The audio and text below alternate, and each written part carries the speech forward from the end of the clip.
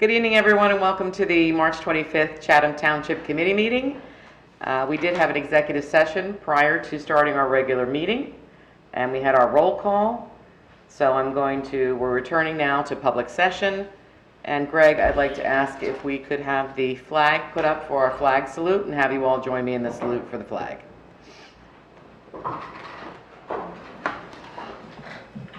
I pledge allegiance to the flag of the United States of America and to the republic for which it stands, one nation, under God, indivisible, with liberty and justice for all.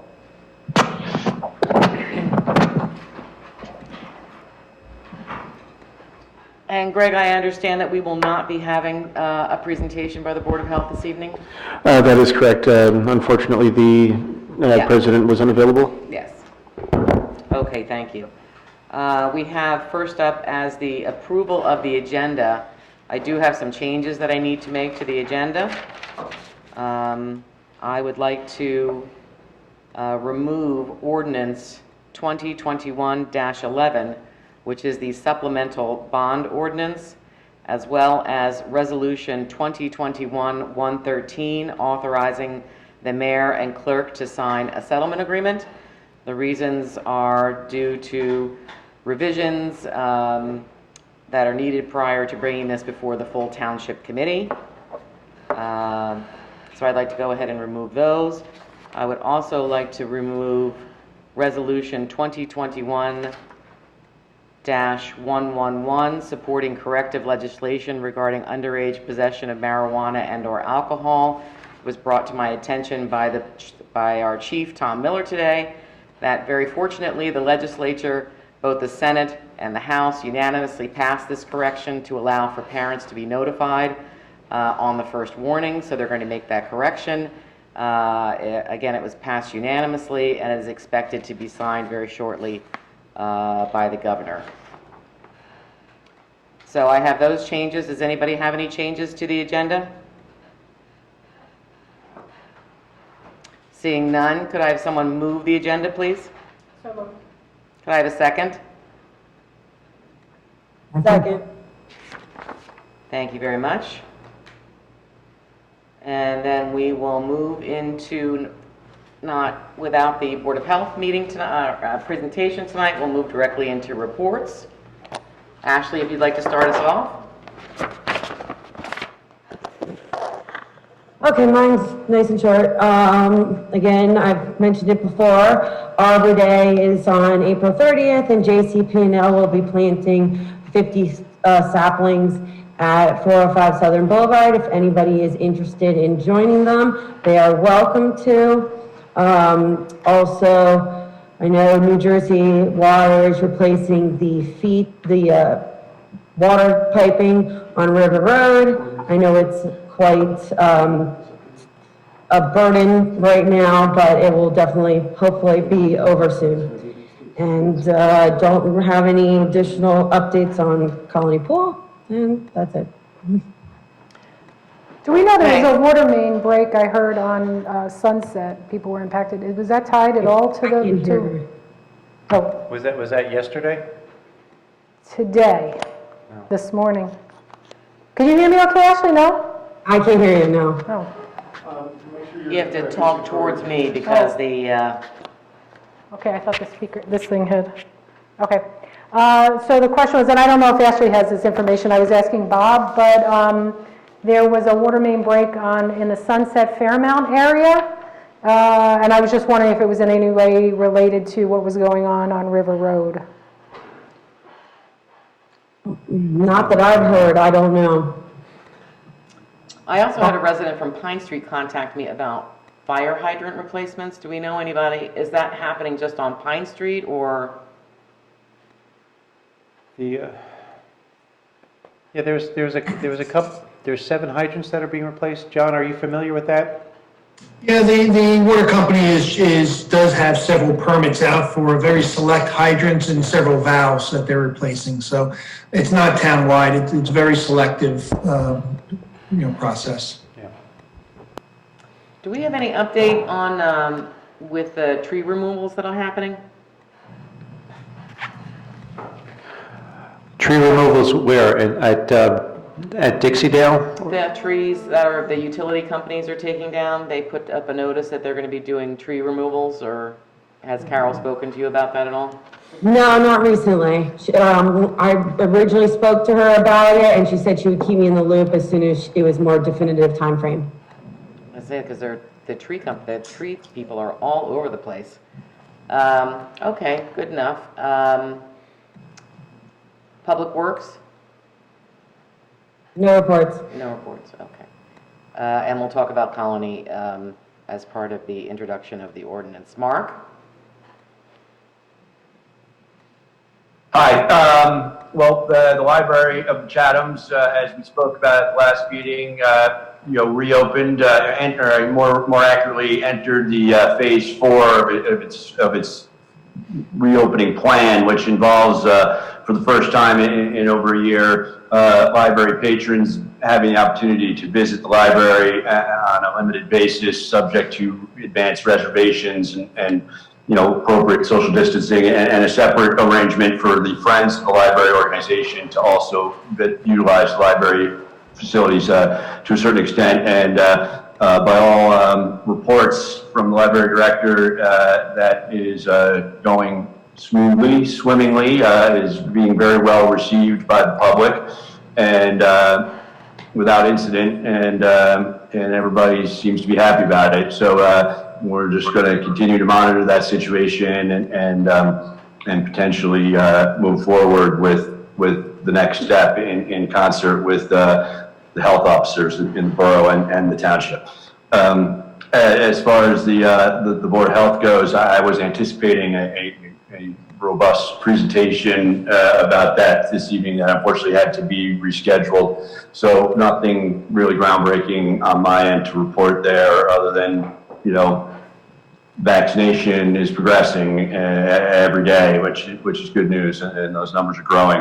And that sort of leads into Board of Ed. We haven't had too many reports on that, but I did have a meeting, virtual meeting with my corresponding liaison from the board to the Township Committee, and just to get an update what's going on there.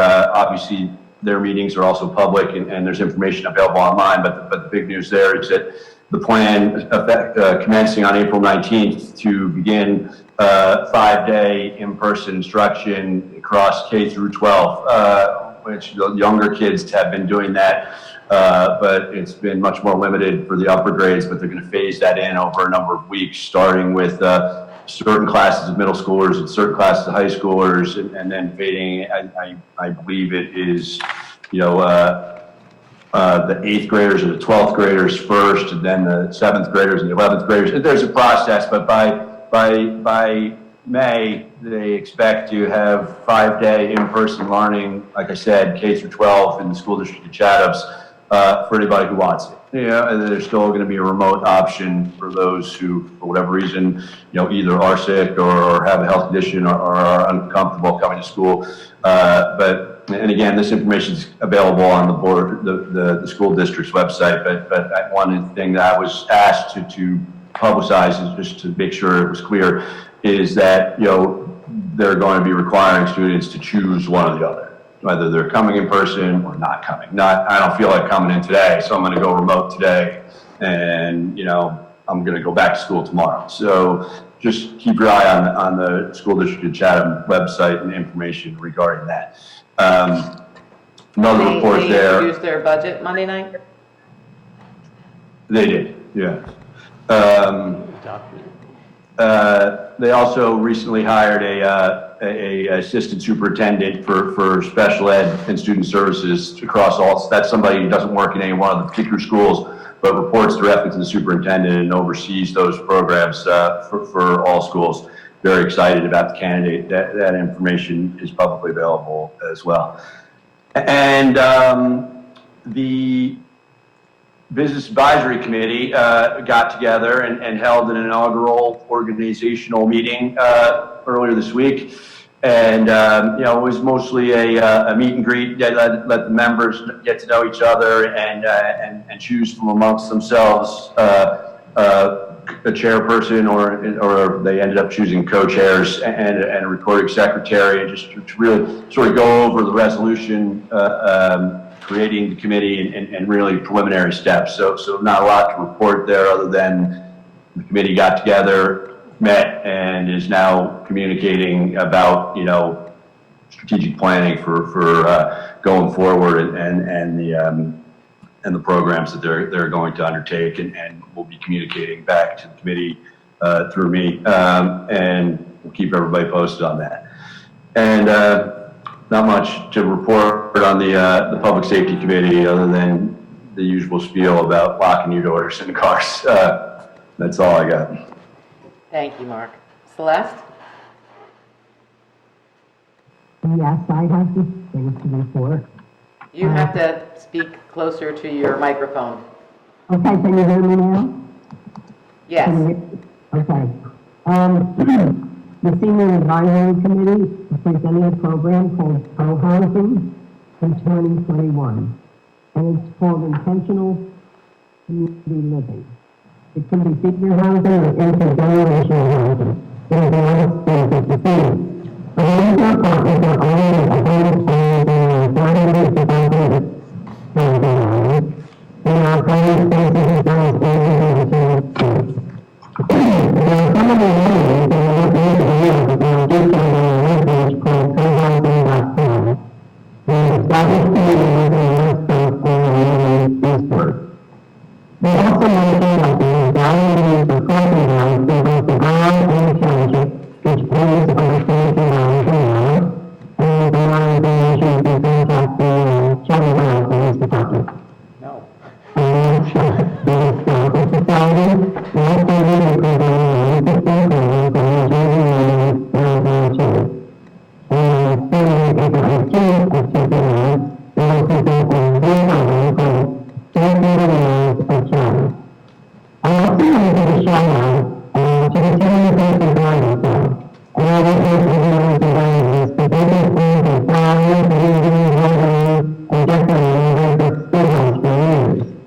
Our Christmas is out to the vacant buildings across all the years. And today we simply plan to take turns and simply plans and schoolhouse looking beautiful.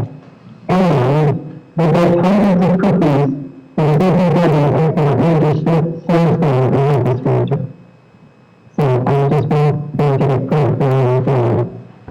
The third plan, starting in May of 2020, and up now, the videos that we did about the and David Christopher within the Charlie Methodist Church, which is on Francis Street and Stadium in Main Street. They are averaging 60 cars each week, and some are picking up fans at the community.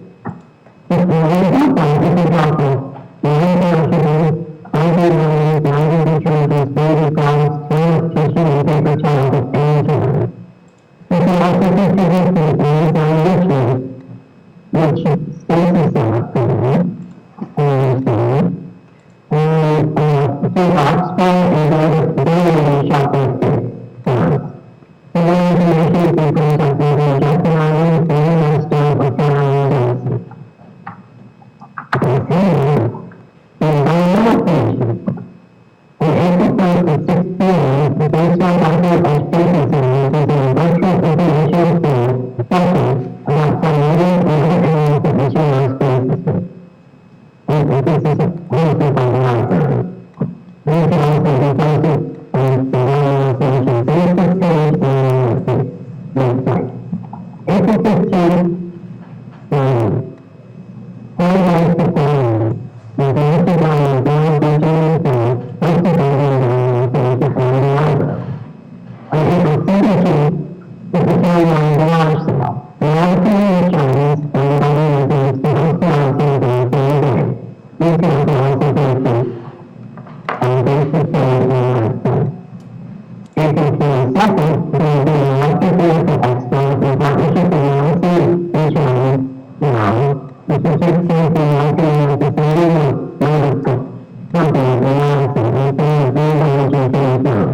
Local dealerships will gain cars from point to view and bring by electric housing vehicles.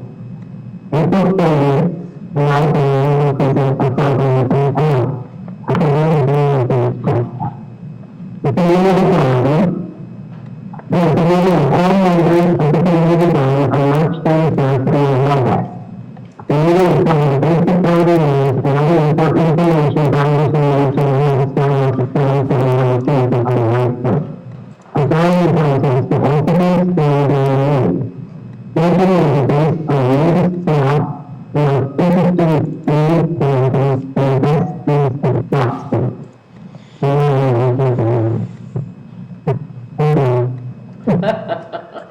Celeste, I know that you're a representative for the Art League of the Chathams, and you're also part of the Art League of the Chathams. Do we see that coming back at any point in time? I really miss those shows. Well, I was hoping that when the municipal opens up, we can start having lights on. And also hopefully, I consider doing an outdoor show, hopefully others know maybe some chance, but we really want to get back into the team. We want to stuff out there. I'd like to see that too. Thank you very much. Stacy? So Tri-Town Cares met this week. Tri-Town Cares, if everybody recalls, the objective was it was established almost a year ago now with the pandemic in order to push out mental health resources to our residents in Madison, Chatham Borough, and Chatham Township. But we recognize that there are other factors that are causing distress and anxiety for our residents. So we had discussed concerns regarding the hate crimes against Asian Americans and some of the events that took place over the weekend in support of our Asian American community, but also the opening of Sonny's Kitchen and how wonderful an event that was, and what a pleasure it was to have those positive messages to counter some of the negativity that's out there. So the Tri-Town Cares is moving to incorporate diversity and cultural education through some of the mainstream programs that are run. So whether it's at the farmers market and you rotate in some restaurants that represent different cultures, or through Fish-A-Whack if you try to actively get organizations to represent different groups at the Fish-A-Whack or at the Bottle Hill Day. So there's just going to be more active effort by each group to think about how we can incorporate diversity and cultural education into our events. Madison Chatham Coalition met on March 15th. The Prevention is Key organization came to speak. They talked about their services. They are a nonprofit serving Morris County, promoting health and well-being and substance abuse prevention. You can reach them at preventioniskey.org, but they have a lot of resources, online things that they're doing, everything from vaping to kids groups, boys groups, discussion groups, girls discussion groups. So they have a lot of great things that are going on. So please take a look and see if there's anything you might be interested in. I did sit on Congresswoman Sherrill's update on the American Recovery Act, and I just wanted to highlight a couple of things. She did talk about the Restaurant Revitalization Act. So, Mark, certainly I hope the Business Advisory Group, is thinking about how to push that out. But if anyone wants additional information, you can find that on sba.gov or on Congresswoman Sherrill's webpage. She also talked about, which will be discussed in the budget presentation, funding for municipalities to offset some lost COVID revenues and expenses. And the other thing, the Affordable Housing Committee will have 2 meetings in April. Their standing meeting on the 7th, and then our planner will come to speak to the Affordable Housing Committee, our Township Committee planner, to kind of help us map out how we want to approach or what we need to do for 4th round housing. And I think that's it for me. Okay. The Senior Center did have a meeting, but they were working on their internal workings, so the liaisons weren't asked to attend, but they will be having their community paper shred, which is very popular, April 24th at 9 a.m., and that information is available on the Senior Center's Facebook site or their webpage.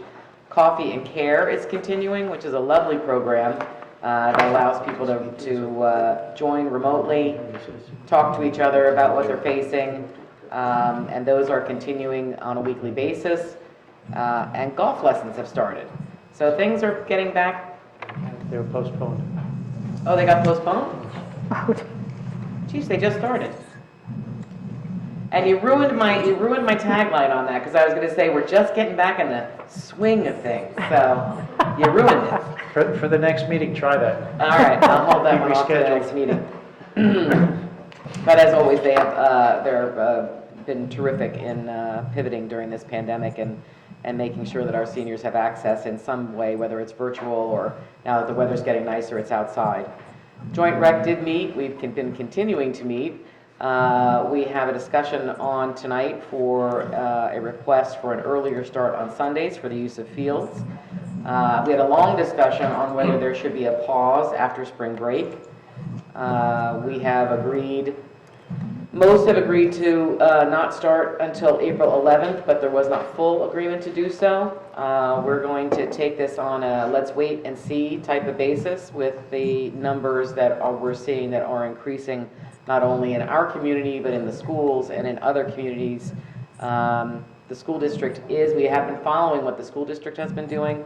The school district is not taking a break. Their sports will start back up after spring break, with the condition that anyone who has traveled will have to quarantine up to the appropriate days. I believe it's 10 days or 7 days unless you have a negative test. So they'll be keeping a sharp eye on that with regards to recreational sports. Diversity Committee met on Tuesday the 16th. They elected a chairperson, did some organizational things, looking to possibly do a community survey, and they're reaching out to several local organizations to gain some feedback from them as they start to develop some ideas for the Diversity Committee. Joint Court has not met. Okay, and that brings us up to the mayor's message, which I'm going to keep short because we have a lot on the agenda tonight. I want to welcome spring. It was a tough winter that we put behind us, and we can now have longer days, the renewal of spring, and the hope that comes with it, and await the opening of Colony Pool because we're not that far away. I hope everyone is taking advantage of the early bird rates through April 30th. Unfortunately, what's top of mind right now is the increase in the COVID-19 cases, both in our town, surrounding towns, and in Morris County in particular. Even with the good news of people getting vaccinated, cases are going up. The township recorded 38 new cases since March 12th, and our active cases are now at 36 as of yesterday, which is higher than at the beginning of the year. These new cases are a new high for the year, with 24 of the cases coming in over the past 5 days.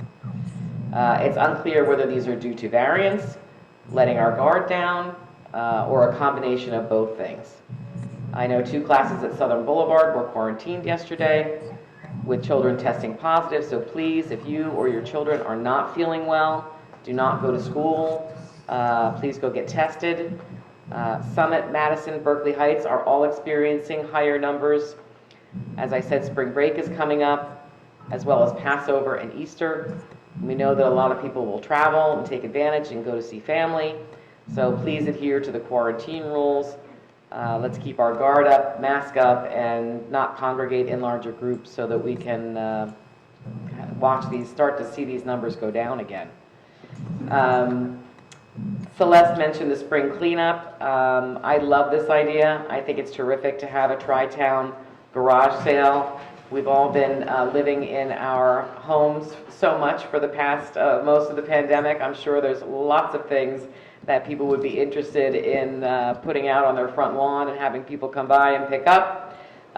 It's going to be held on April 17th from 9 a.m. to 1 p.m. And if you want to get your treasures on the map, this is also a fundraiser for the Great Swamp Watershed Association. So for a $10 donation, your home can be put on the map that will be distributed to people. I will remind you that the Great Swamp Watershed Association just purchased open space in Chatham Township and preserved acreage next to the what was the Hogue family farm. So if you can support them and you want to participate in this, we would certainly appreciate it. And also in March, we recognized Women's History Month. It's Disability Awareness Month. We recognized our library volunteers. It was COVID Heroes Day. So there was lots to celebrate in March. And we certainly want to wish all who celebrate a happy Passover and a happy Easter, as those will take place before our next meeting. And that's what I have as my awareness. Did you go to John or Bob for reports? Yes. Oh, I'm sorry, because I actually did have a question for John. John, do you have any reports? Nothing to report, Mayor, but if you have a question. Oh, sorry, I have to turn the volume down now that, let's see. No, wait, don't talk yet, or it's gonna be really loud. John, you and I have been going back and forth about the, I don't let any of our professionals rest, so, we've been going back and forth about the monopole project, so I would like for you to possibly give an update. I know you're meeting with them on site tomorrow. I have a great deal of concern about when this construction is taking place, and will it have an issue with our tennis courts, or will it have an issue interrupting the colony pool? And I know you're meeting on that, but can you just kind of, now that it's all ramping up and they're putting together a construction schedule, can you give a brief update on that? Yeah, I'll have a better update tomorrow afternoon after the meeting, but. I know. But what we know to date is that they are starting up the project, and they are giving regular notices out. So we'll have advance notice of when they're actually going to be working in the area. We don't have an exact date right now. But based on the preliminary, but the initial discussions that we had with PSE&G, they indicated that it's not going to close the facilities, that the facilities will still be open. You know, they can still utilize the tennis courts, and the parking lot for Conley Pool will still be open. So we will confirm that tomorrow, because that was, you know, well over a year ago that they conveyed that to us when they were planning the project out. So we'll get confirmation tomorrow that is in fact the case. The pole is going in the same location as the lattice tower, so it's not like it's in that general location. So that's where the majority of the work will occur. So that's the basic outline. Yeah. Well, you have to forgive me because I'm rather prickly about this, having attended all of the public hearings back as a reporter when they first talked about the monopole replacement project, and we ended up losing our gazebo, and we almost lost our parking lot at Colony Pool, Yes. and we ended up having to pay half of the money to put the macadam over there, because even though they said there wasn't ground to line transmission, that all of a sudden there could be. So it was you're absolutely correct. It was far more intense the first round, and one of the things that PSE&G did with that prior project is that they did address all the encroachments that occurred over the easement areas without approvals. And, it wasn't just Chatham Township, it was the entire corridor they were having. The borough and other municipalities had the same issues that they had to address. And it is unfortunate that we did lose the gazebo. We just couldn't work out an agreement with them on the gazebo.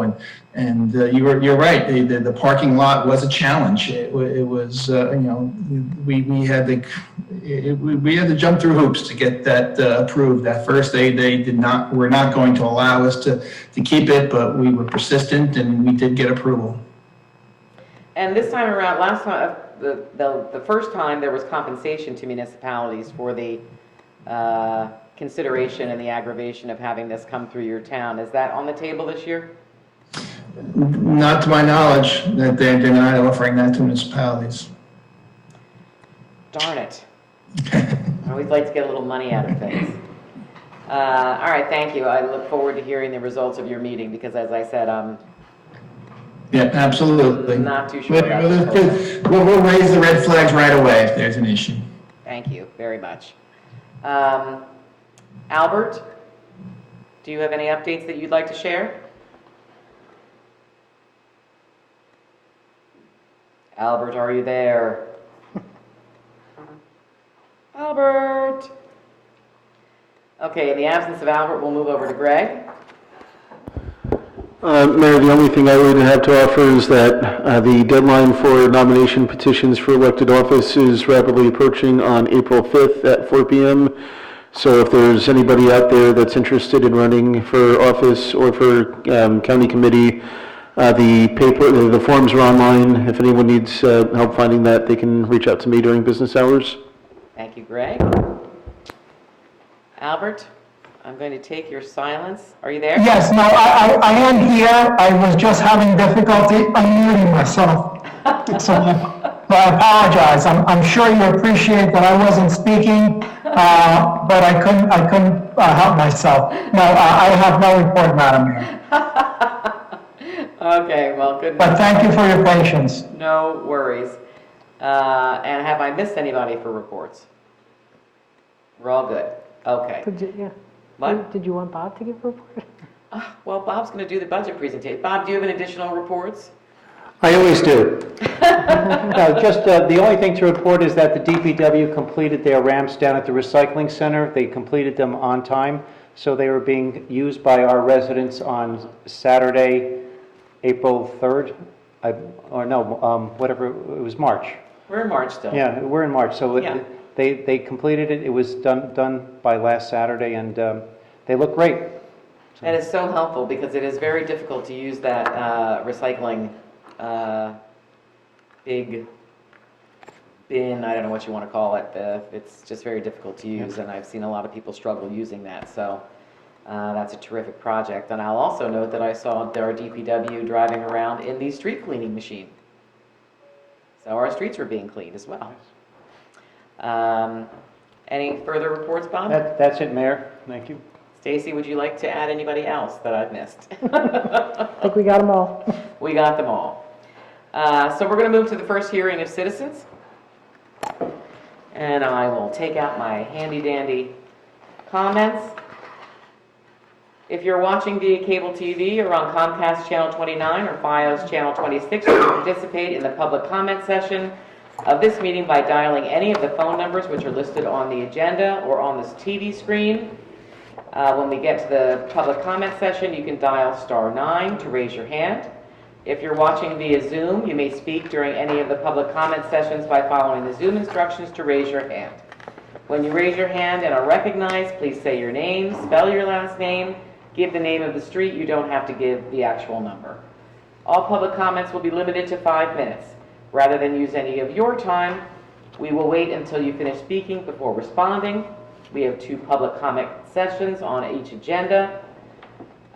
Each member of the public will be limited to 1 comment of up to 5 minutes during each of the public comment periods.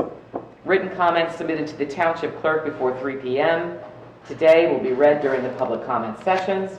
Written comments are subject to the same guidelines as oral comments, namely each comment is limited to 5 minutes, and each person can make only 1 oral or written comment for each public hearing.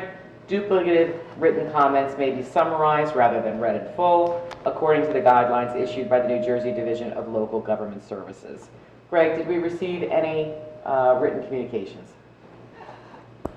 We did not receive any written comments. We do have 2 hands raised, the first being Dot Stillinger.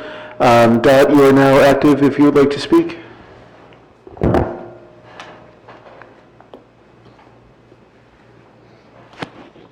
Well, hi, can you hear me? Yes. I We can't can see hear you, myself. Dot, yeah. Okay, good.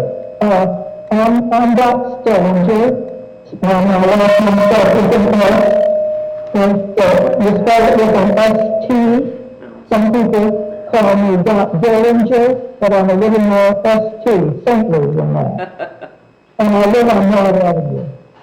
I have two things to say. One is to remind everybody about the Environmental Commission-sponsored free tree seedling giveaway.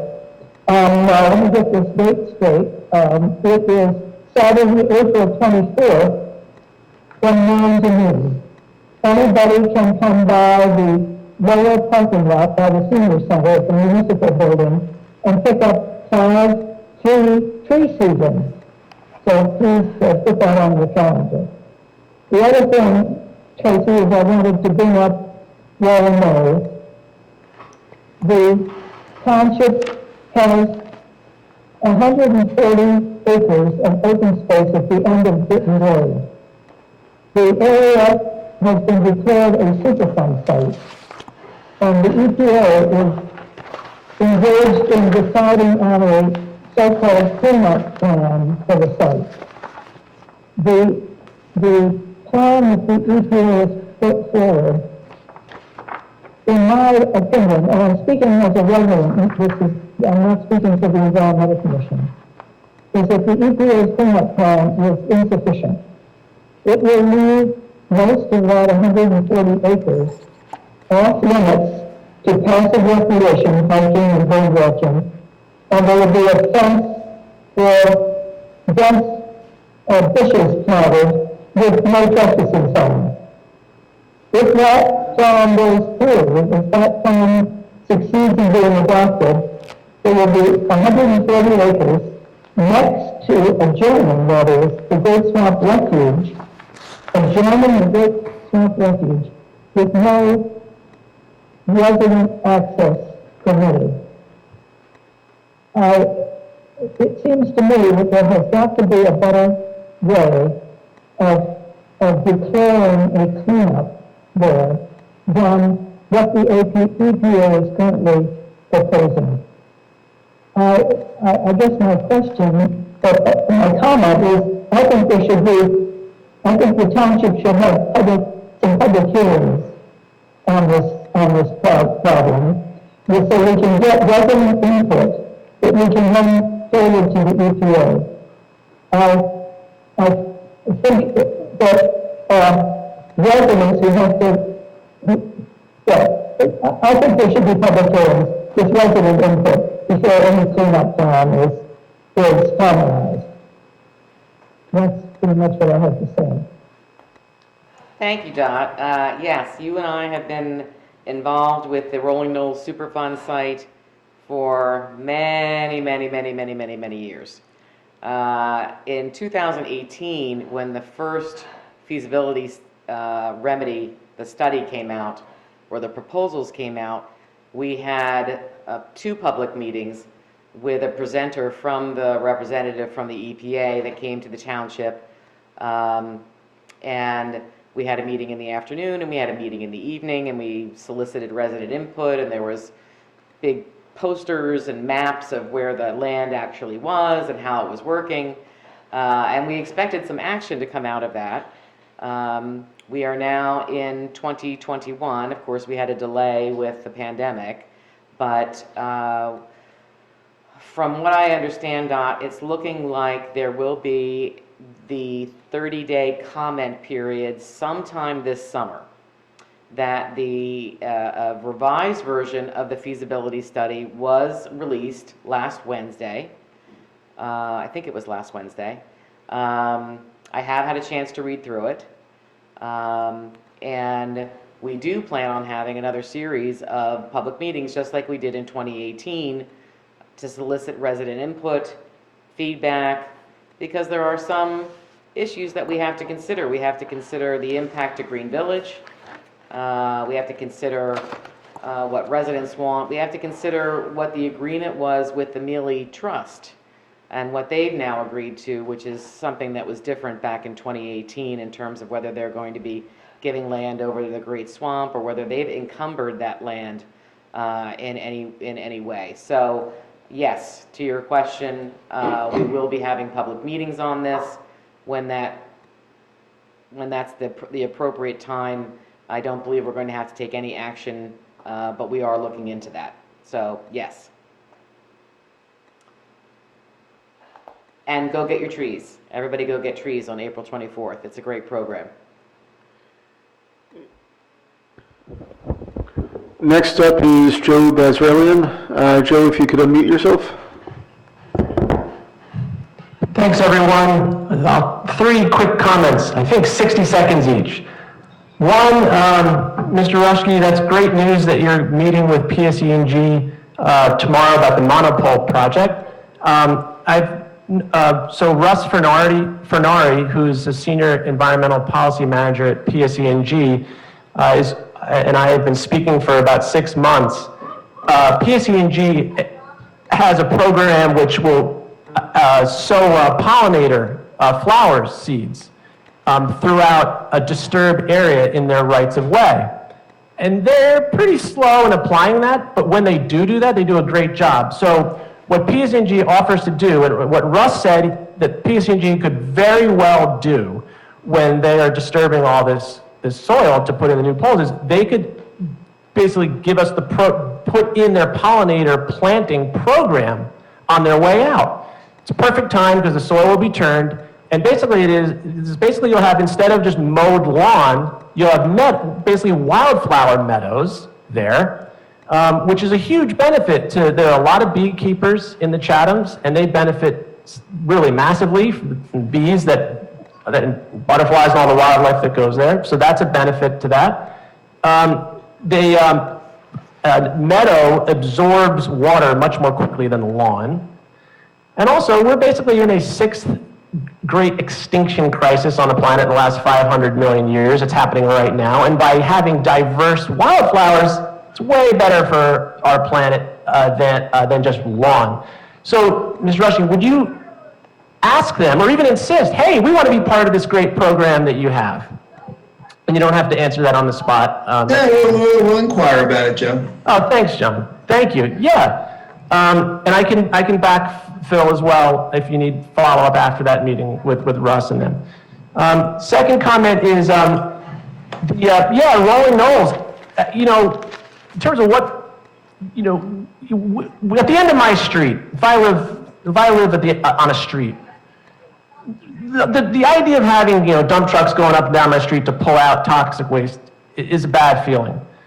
But I'm also looking out for my wealth and my home value, my whole street value, and I know from statistics and we even have the stats and tons of reports in the open space element that my land, my home, my street is worth a lot more once that cleanup is done. If I've got a walkable path in a wildlife refuge at the end of my street versus a fairly, basically a fencing or untreated, basically a Superfund site, a toxic waste dump, one of the nation's most toxic sites at the end of my street. So while there's pain in the super near term to get my end of my street cleaned up, the benefits to me are huge. And over time, the benefits to the township, to the Britain Road, to the streets, to the adjacent street, is over time, the tax revenues are greater for the township. So I ran some numbers, I sent it to, I don't know if I sent it to everybody, but to some members of the township committee. So let's not have people have a reflexive, negative feeling about dump trucks, because really what we're doing is we're really increasing the value, beauty, and the upgrades that'll happen on those streets for a long time. And the math shows that street is undervalued, and I think it's only because of that toxic ending as opposed to nature trails. So I am running long, so this part will be the quickest. So twice in the last 21 years, township voters have voted for a 2-cent open space tax. At least since I've been here for 12 years, I don't think we've ever had the 2 cents. But I think, I think it's a good time. I think that it gives us a little more flexibility to preserve open space. I think this is a time of intense development. New Jersey loses 25 to 40,000 acres of open space every year. That's because there are intense development pressures, and that's fine. That's economic growth. But I also think we want to control our destiny, and having eventually a positive, or at least a neutral balance in the Open Space Trust Fund will be helpful to enable us, to give us the flexibility to preserve land strategically and only strategically. So, the 3 comments, I thought they'd be briefer. Thanks for your patience. Thanks, Joe, I appreciate it. And I think the pollinator gardens are fantastic.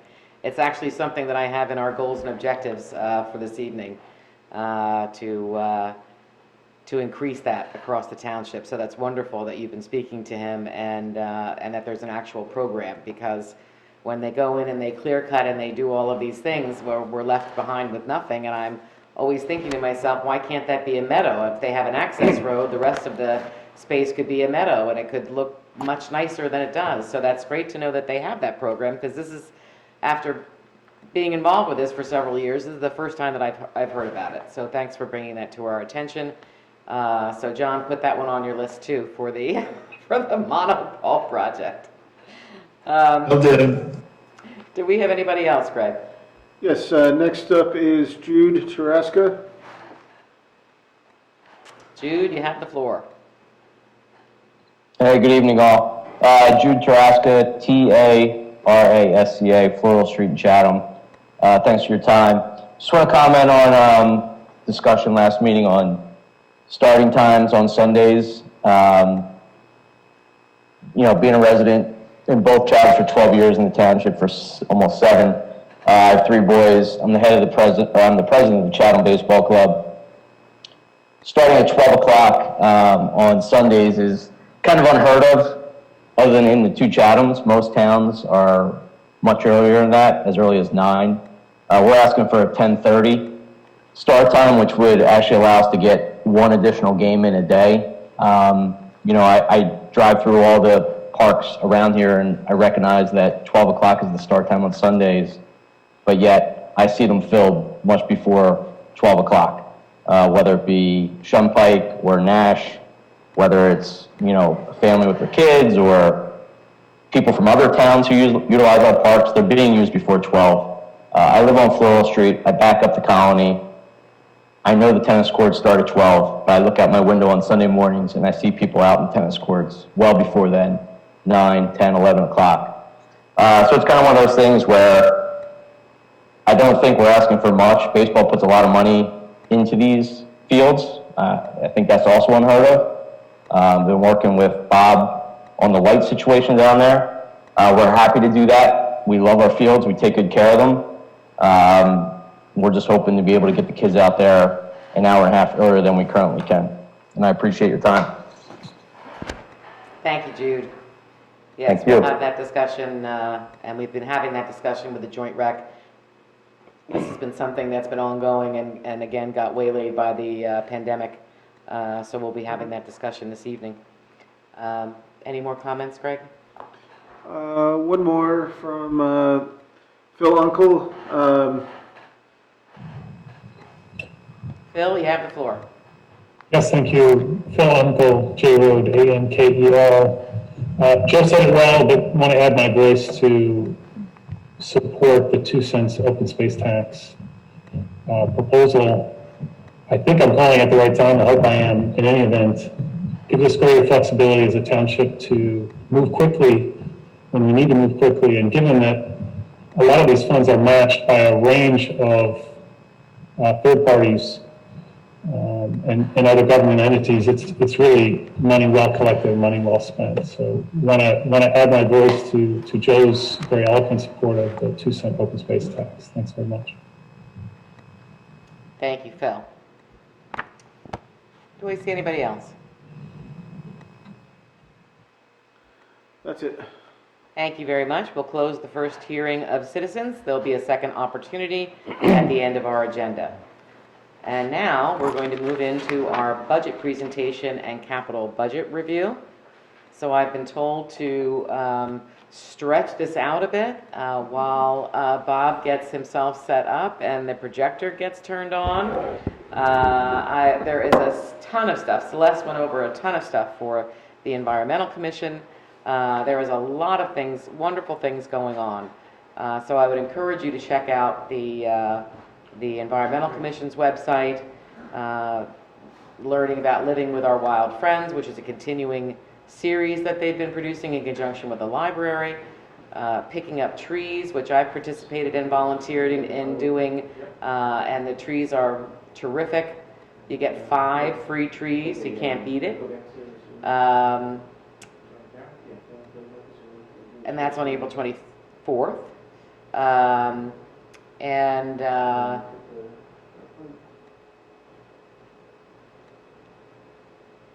Oh, we're coming up. Oh, I'm on the screen.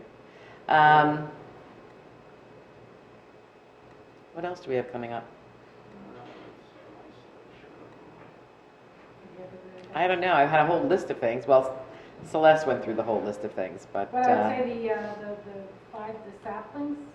yeah, sapling That sales. was, we did pick up dogwoods a few years back now. We didn't take all 5, we shared, because a lot of people were interested in the dogwoods. Those were very popular. Those were, get there early if you need dogwoods. And we actually put them in large planters, and they thrived, and they lasted through 2 winters, and we finally put them in the ground. I wouldn't advise it, but it worked, and we're excited to have them in the ground now and to get it, have them continue to grow.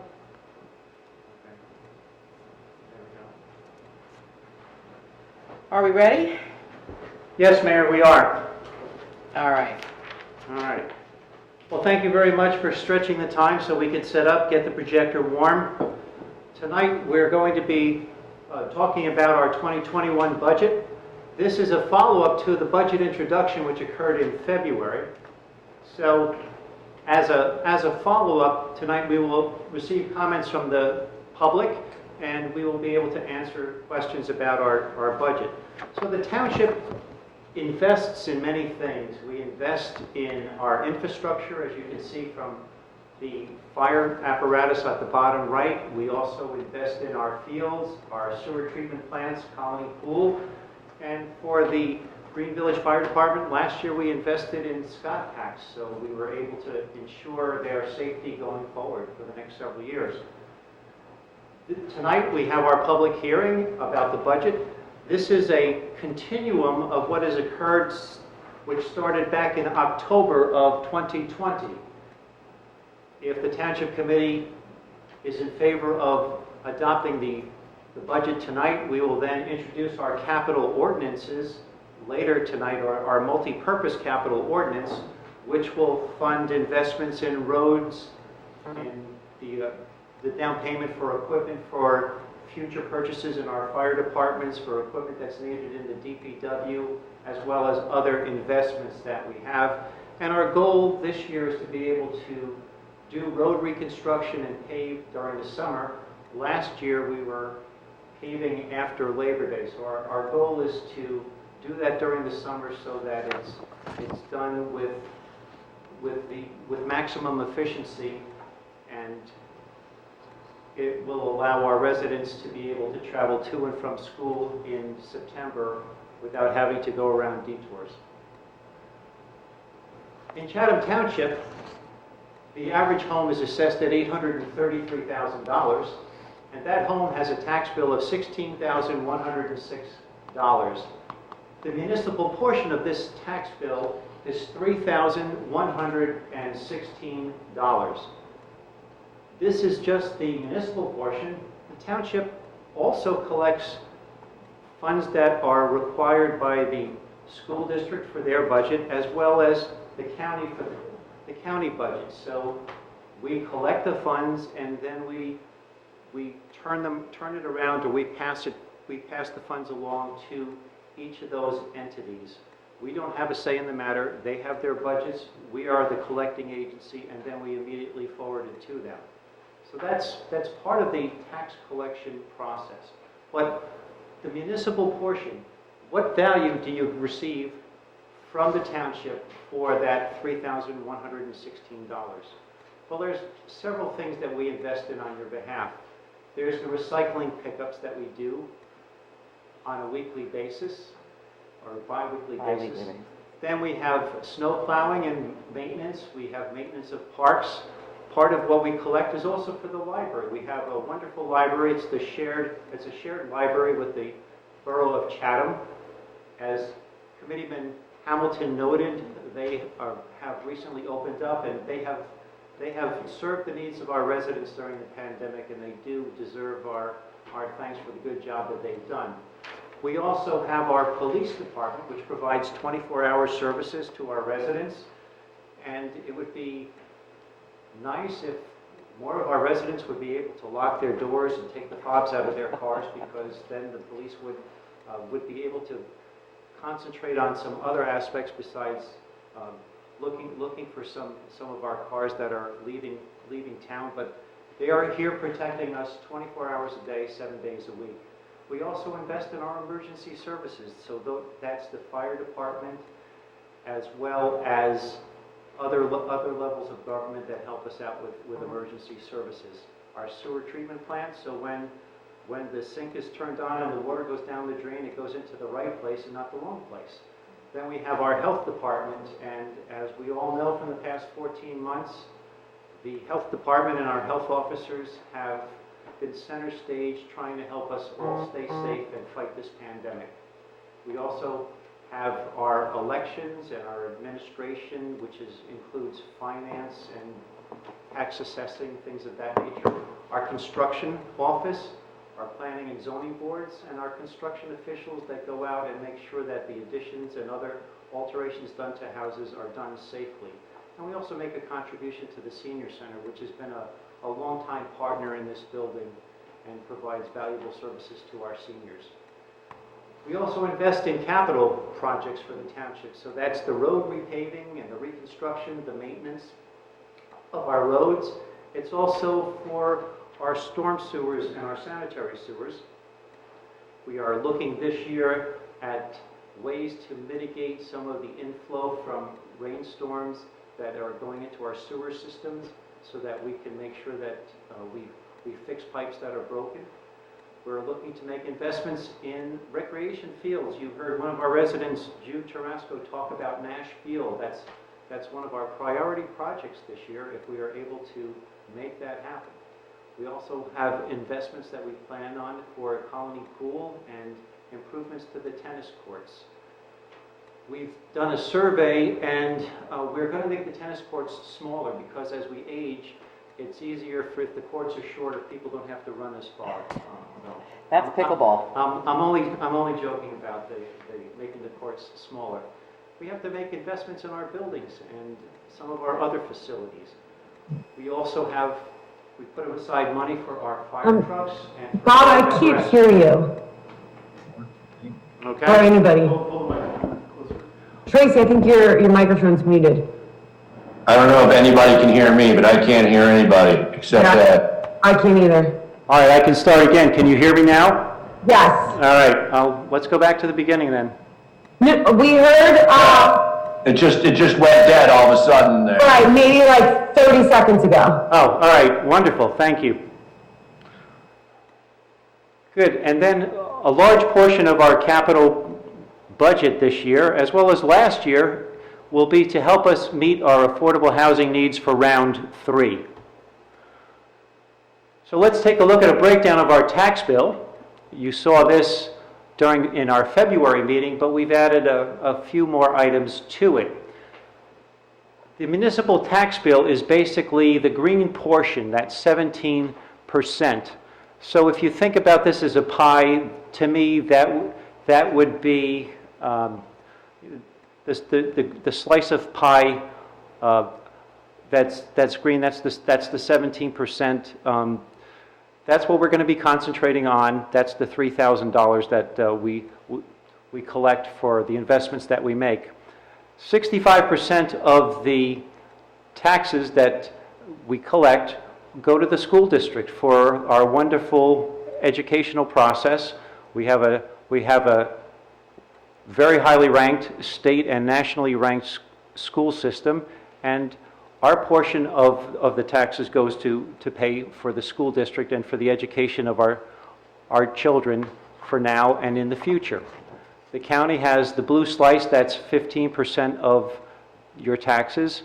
Then the library has 2% of the taxes, and that's about $1,121,000. Now the library is a joint library. It's funded by both the township and it's also funded by the borough. And it's based on the formula is based on population, and the township's portion based on population is the 1,121,000. The borough's population is slightly less, so their contribution is $957,000. So I was thinking that the green looks like a key lime pie. I really like key lime pie, so let's think of the municipal portion as the key lime pie. And then our open space tax, which is 1% out of the tax slice, out of the pie. That's for the open space, and that was alluded to also in the public comments by Joe Bezralian and I believe Mr. Ankiel. And that's for the preservation of land. The open space tax has funded the purchase of a couple of parcels of property in the past. Right now, the open space tax is being used to pay off the bond anticipation notes and some of our longer-term debt for open space. The recommendation for this year is that the open space tax remain at 2 cents so that we will be able to pay off some of those pay off the bond anticipation notes that are coming due. And then sometime in 2022, if the open space tax stays at 2 cents in 2022 as well, we will be able to have fully paid off all of our existing open space debt. So for the properties that have been bought in the past, we will have fully paid those properties off.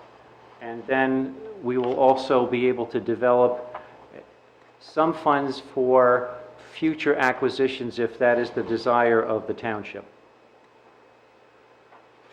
When the budget is constructed, the township uses a portion of its surplus or fund balance to make sure that we are returning some money that we have been able to invest or to put aside to our residents. So each year we take a portion of that and we put it back into the budget. The number that we have been using in 2020 and 2021 is $3 million.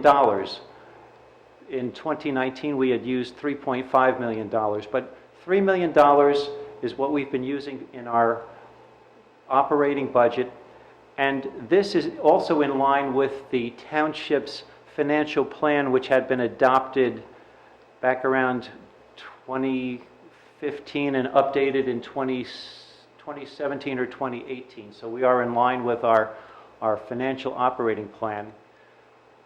And it's also important to note that in October of 2020, Moody's took another look at the township and they reaffirmed our AAA credit rating. So there's the quote from Moody's in their October 30th comment about the township that we are a AAA rated community and our current credit position is outstanding, and we far surpass the median rating for most municipalities nationwide. And then just below that is a definition from the state of New Jersey, from the accounting statutes, that talks about conservative budgeting and how to make sure that you have strong fund balances. We're going to be starting, or with the $3 million, we will have a remaining fund balance of $678,000 in 2021. So it's an increase over 2020, but this is a number that we monitor during the course of the year, and we look to make sure that that increases so that we have reserves for the future years that we can use in budgets. When we talk about the open space tax, I talked about earlier, we had some bond ordinances and we have bond anticipation notes that we're going to be paying down. We have a note sale that's going to be coming up, and we're looking at 2022 to make sure that we've paid down debt so that when we go out for permanent financing for other needs of the township, we will have paid off our bond anticipation notes, and we will have to refinance less debt going forward. So one of the analysis that we do internally is we look and say, we have to pay interest on bond anticipation notes, and what's that interest rate, and over the next 5 years, what would that cost? So the interest on the bond anticipation notes that we have in the open space trust fund right now totals about $26,000, almost $27,000. If you took that money and we tried to invest, if we took money and we put it into the bank to earn interest for our residents, what would we get as a rate of return? Over that same 5-year period, we would only make about $4,300. So by paying off the interest on the bond anticipation notes, we're saving the residents of Chatham about $22,500 going forward. The total appropriations for calendar year 2021 are $16,973,537.76. We have expenses that are broken down as in-cap expenses. So in-cap expenses total this year $12,478,663. And the in-cap expenses are items that we manage, that we really have control over, and they can only increase 2% annually. So what are some examples of in-cap expenses? There are items such as our operating budget for streets and roads, the potholes that get paved, that get repaired, our Board of Health expenses, their vehicle maintenance. Its Colony Pool is in our in-cap expenses. There are some of the utility bills that we have, such as the telephone, our water, gasoline for our vehicles, natural gas for buildings, those items. So some of those items are our in-cap expenses. Then we have debt service. Debt service is to pay off the investments that past governing bodies have made on behalf of our residents, and these are for road repairs and reconstruction in the past. It's for equipment that's needed, and it's for several other items. So we have bonds that are out there that need to be paid off. And this year, our debt service, our principal and interest payments are $1,578,720. So we have interest payments of $260,000, and we have principal payments of $1.3 million. So these are scheduled payments that the township has to make. The township, back in 2019, when we did our budget presentations and we did analysis, we noted that in 2021 there was going to be a spike in our payments. Now, the spike is my term, it's not the accurate term, but looking ahead, projecting ahead, we knew that we've been paying off about $1.4 million a year for making principal payments and interest payments.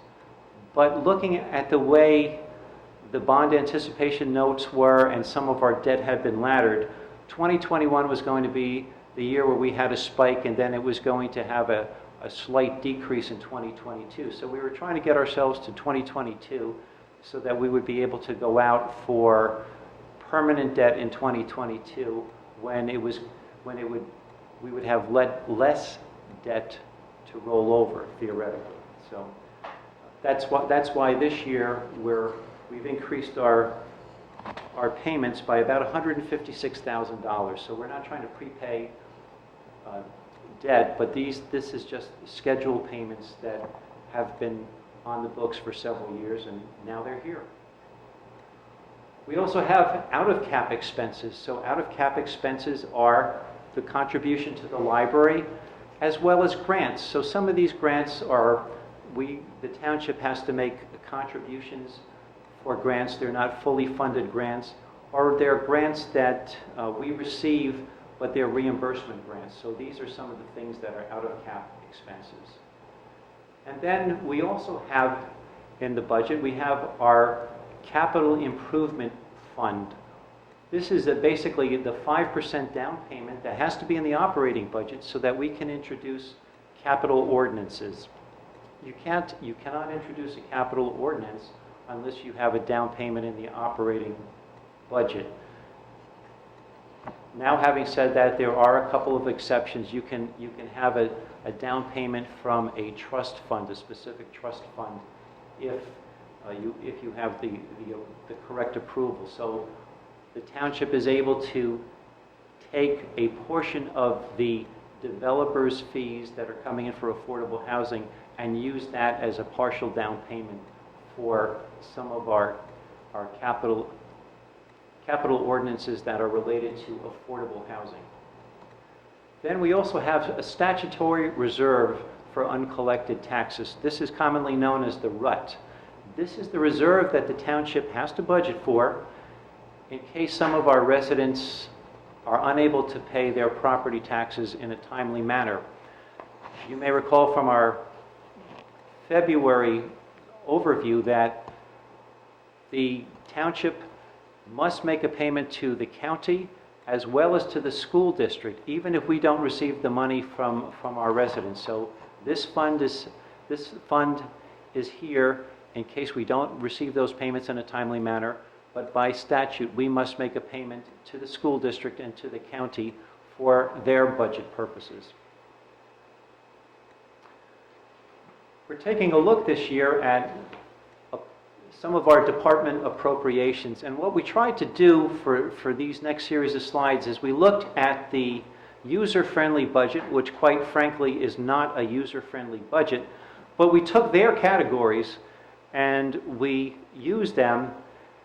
And when we first did this slide, it really didn't look very good. It didn't tell us what I thought would be important for our residents to know. So we have changed the slide. We are using the categories, but we are ranking our categories from the most expensive to the least expensive, so that you will be able to see how we spend your tax money.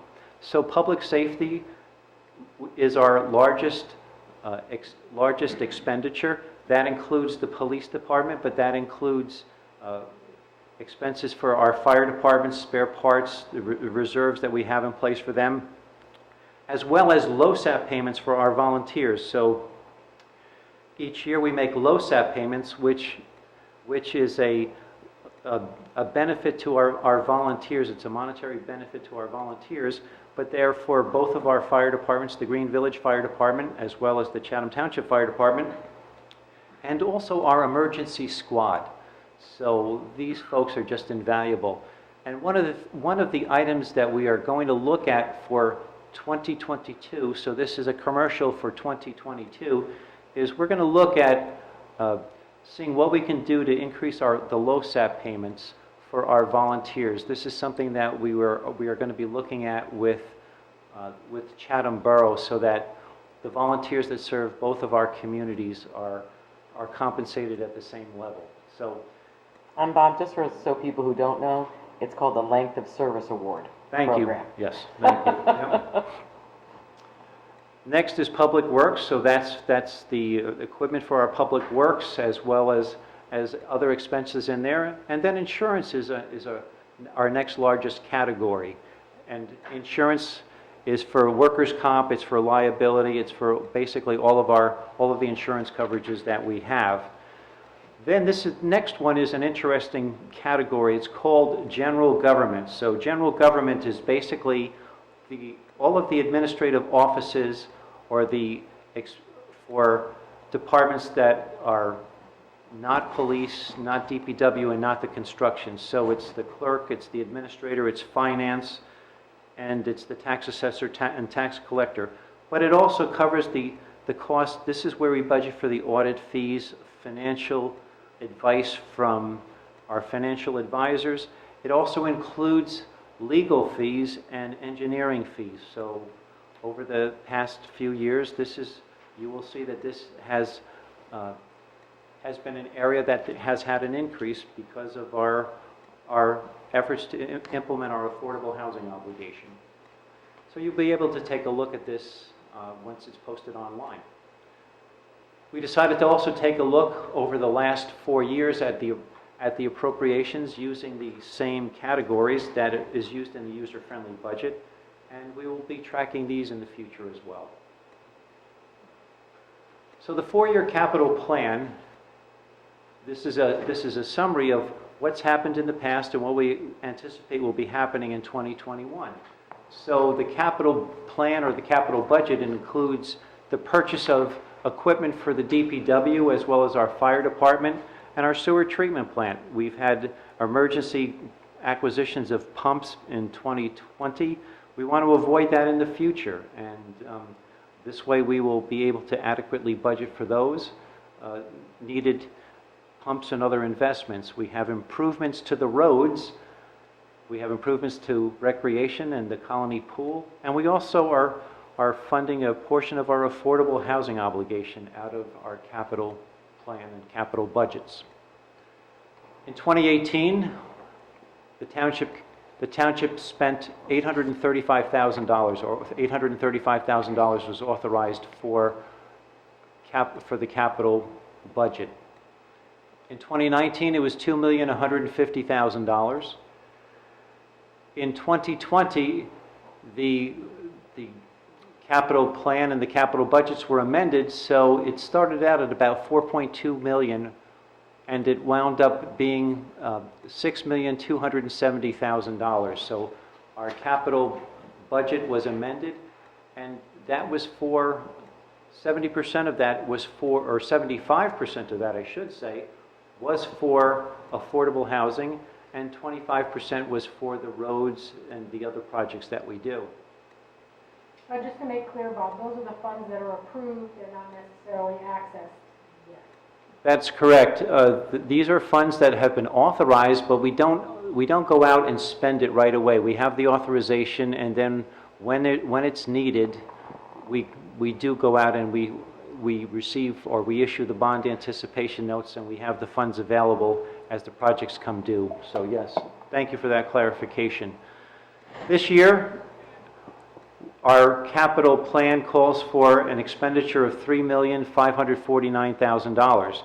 Out of that, 70% would be for affordable housing, and 30% would be for other improvements and purchases of equipment.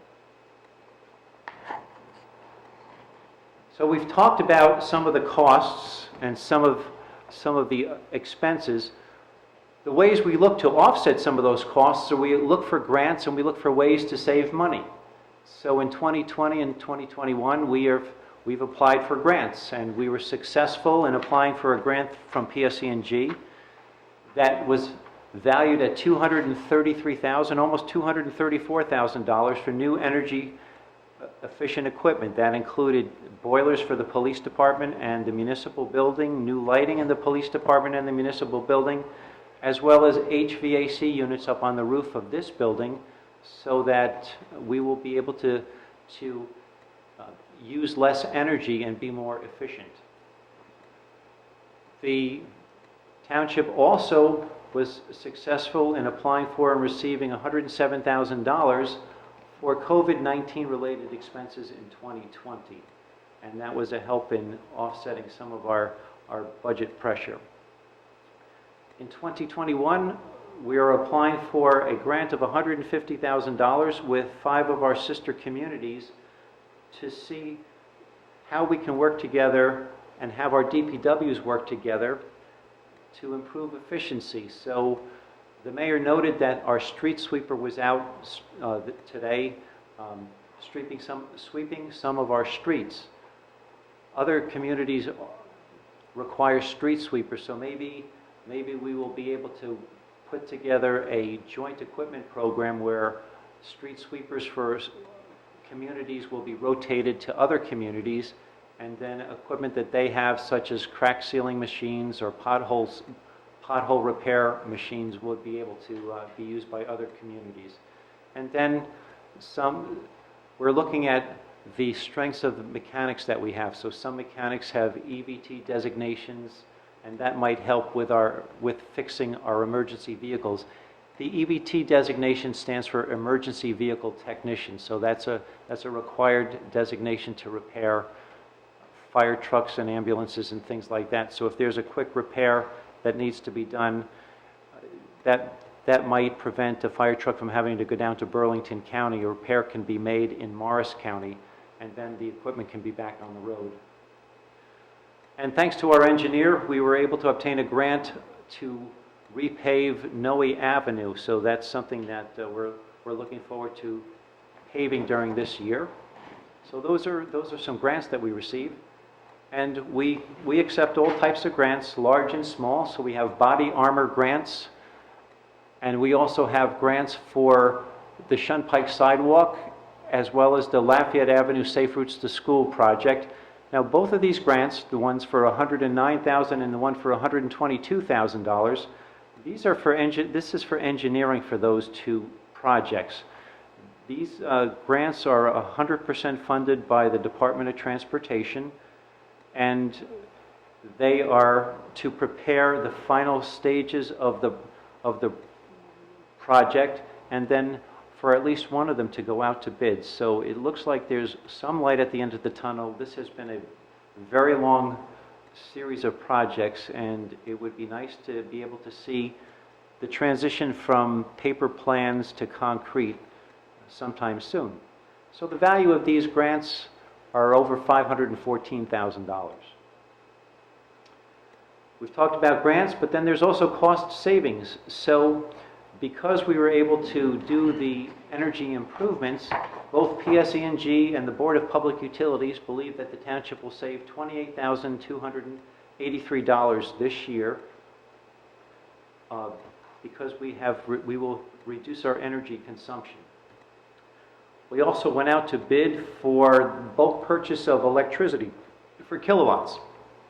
So this year, based on the rates that JCP&L would be charging us, the township will save $48,174 or $175 on our energy consumption for the lights that we have that are on right now here in this building, as well as the energy that we use for computers in our municipal buildings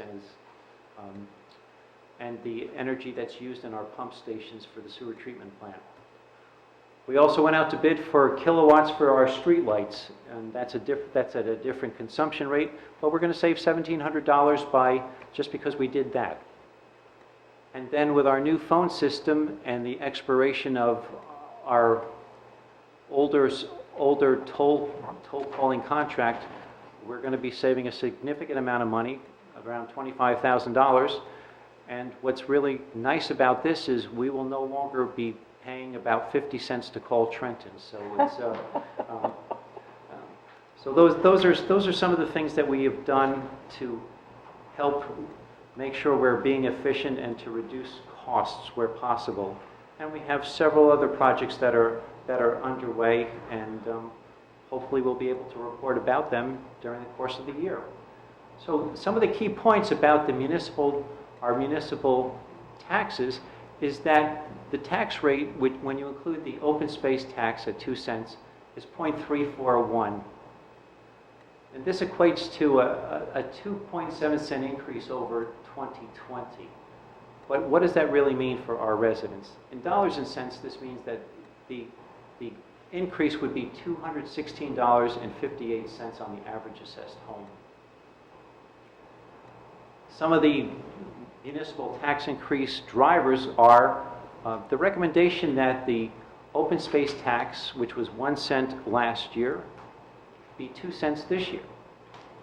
We also have that structured debt service payment. That's about a half penny on the tax bill. That's something that was programmed in, and that's that $156,000 increase. That's part of that.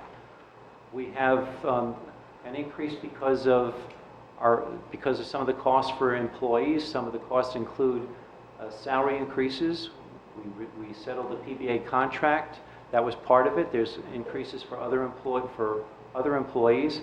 We have pension costs as well.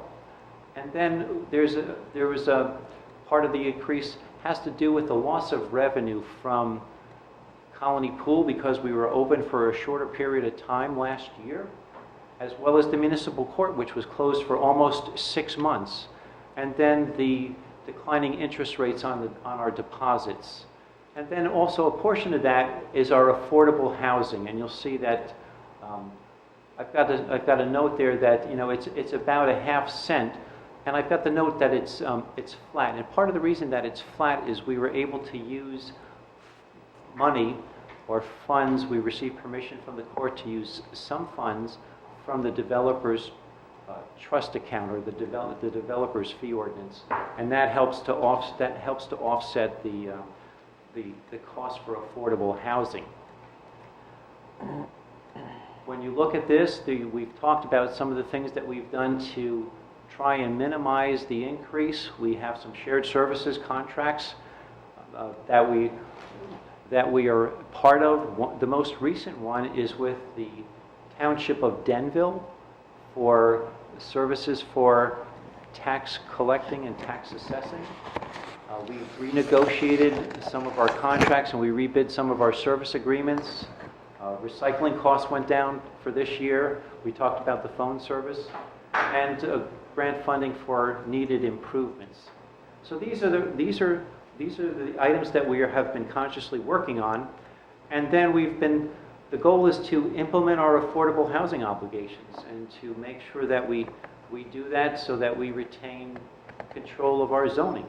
And then to pay down our debt obligations, which is something that's important so that we will be able to maintain our AAA credit rating. And then maintain our municipal fund balance so that we have a reserve for rainy days, and we will be able to transfer funds from the fund balance account in future years into our operating budgets to help hold down the costs of local government. We'll be able to do that this year, and we have no change in services, and we're looking at ways that over the course of time we may be able to improve some of our services by investing in technology and helping serve our residents that way. So here's a look at how your dollar is spent, your tax dollar is spent. 65 cents out of the tax dollar goes to the Board of Education and goes to the school district. And we have the note on there that we pay a portion of it, but the borough also pays a portion of the school district, to the school district. The school district budget is, as of Monday, is going to be $80,911,447. So those numbers might change slightly on our dollar, but both the township and the borough, the property taxes from both go to fund the school budget.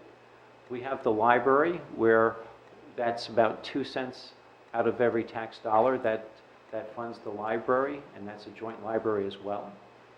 The county receives 15 cents out of every tax dollar, and then we have the open space, which is it's a little under $1, but for rounding, it's at 1%. And then the township has 17 cents out of every tax dollar. That's what we use for the municipal services that are provided. We've all heard about the American Stimulus Plan, or the American Rescue Plan, known as the stimulus package. Chatham Township is going to be eligible to receive $993,815, where we haven't received written documentation on those funds, but we do know that half of the funds will be received in 2021, and the other half will be distributed in 2022, if eligible. So this is something that we will be reviewing once we receive the information about this stimulus plan, and then we will be relaying that to our township committee members as well as to the general public. Madam Mayor, thank you very much. That's the end of the budget presentation. Thank you very much, Bob. I'd like to thank Bob and Ashley and Deb King and Greg, and certainly our budget committee members, Stacy Ewald and Ashley Felice, for delivering our budget presentation this evening. I think you'll find that this presentation was very different than ones in the past. There has been a concerted effort to present a much fuller picture to residents as to how the monies are spent, where the monies go, what projects are being planned, what we're talking about in terms of capital expenses, what our debt service is. So hats off to all of you for making real strides in the way that we present information to the public. And Madam Mayor, I appreciate your thanking everybody, but we also owe some thanks to our department heads, as well as I'm not sure if I heard our auditor was our audit partner was a valued member of this whole cycle. So Valerie. They also deserve Valerie's our thanks. there too, Yep. yes. So thank you. And to, as you point out, this was the first year that all of the departments were required to have a discussion about their goals and objectives and long-term planning and look out at 1 year and 5 year and 10-year costs. So very grateful that they are participating in this process. It makes for a much fuller understanding of our budget picture going both short-term and long-term. I'm going to open it up for some comments. I just wanted to make one comment before we go to the question. When I was kind of dissecting that 2.7 cent increase and looking at the drivers, the the drivers that increased the budget were much more than 2.7 cents. The structured items added up to much more. I mean, Rob and I have two different sets of numbers for 40,000, for example, and I'm thinking pulling data in two different places. But anyway, it became very apparent to me that it's the, you know, the day-to-day, the philosophy of, you know, Bob and his team to try and access grants wherever they can, to go through budget line items with a fine-tooth comb to keep costs down. You know, I've been very impressed by your efforts and your team's efforts to cut costs wherever they possibly could. Looking for every shared services opportunity. I mean, they're really working hard. So when I went through these numbers, I had a list of things that were increases, but then I had all the offsets that were decreases. And those were through, you know, efforts, the efforts by Bob and his team to counter some structural things that they really had no ability to do anything about. So thank you. Thank you. And we're able to do a lot of this that you'll see coming forward with, I believe we were at 2.8 cents last year. Yes. So we'll be at 2.7. It's a slight decrease, but we're actually doing a lot more, to Stacy's point, with being able to offset a lot of the expenses that we would have incurred with the cost savings of going through contracts and grants, which has really started as a focus in the past 2 years, and we're going to be doubling down on those grant opportunities because it makes an enormous difference. We're doing so much more this year in this budget, and at a slightly lesser of an expense to residents, and I think you'll be able to see that when we start talking about our capital program that you'll see in here as well. I'd like to open it up to our committee members. I'll go with Ashley first, since you were on our budget committee, so thank you very much for your help. Do you have any comments on the budget? Oh, yeah, I mean, my biggest concern is the concept of basically raising a tax to pay down debt with the open space tax. That's my biggest thing that I just have had the hardest time swallowing for a while now. Like, I can rationalize the tax to acquire property, but to pay down debt in a historically low interest rate climate, I have a hard time really kind of grasping. That's, I don't know, does anybody else have an opinion there? Bob, would you like to explain? I think you came up with a $22,000 savings as a result of paying down debt, and that we would be positive in that account for the first time in many years. Yes, looking ahead and looking at our open space tax, we have bond anticipation notes that are coming due. We have a note sale that's going to be coming due soon. It's going to be in April of this year. We are also looking to have permanent debt, long-term debt sale in April of 2022. So what we were trying to do is we were looking to say, what's the best value? Because I understand what Committeewoman Felice is saying. Does it make sense with interest rates so low to pay off debt? Sometimes it makes sense and sometimes it doesn't. But when you do the analysis, if we have to pay interest on bond anticipation notes for another 5 years, it's going to cost us, in round numbers, $26,000. And if we were putting money in the bank, what would we be getting out of the bank as interest? And it was about $4,300. So it makes sense after you do the analysis. It's almost counterintuitive to save that $22,000 so that it can either go to surplus or not be spent at all. But that was the evaluation that was being done. But it's not our money in the bank. you're taxing it on residents to collect it. So Yeah, I Yeah, guess- Well, the answer is yes, but if we do it the way that's being recommended, then the residents are going to be taxed basically $22,000 less than if it was rolled over in the future, so. over how long? Well, we were looking at it over 5 years. Okay, so how much are we spending to save the taxpayers $22,000 over 5 years? How much are we spending? How much is the 1% tax raising?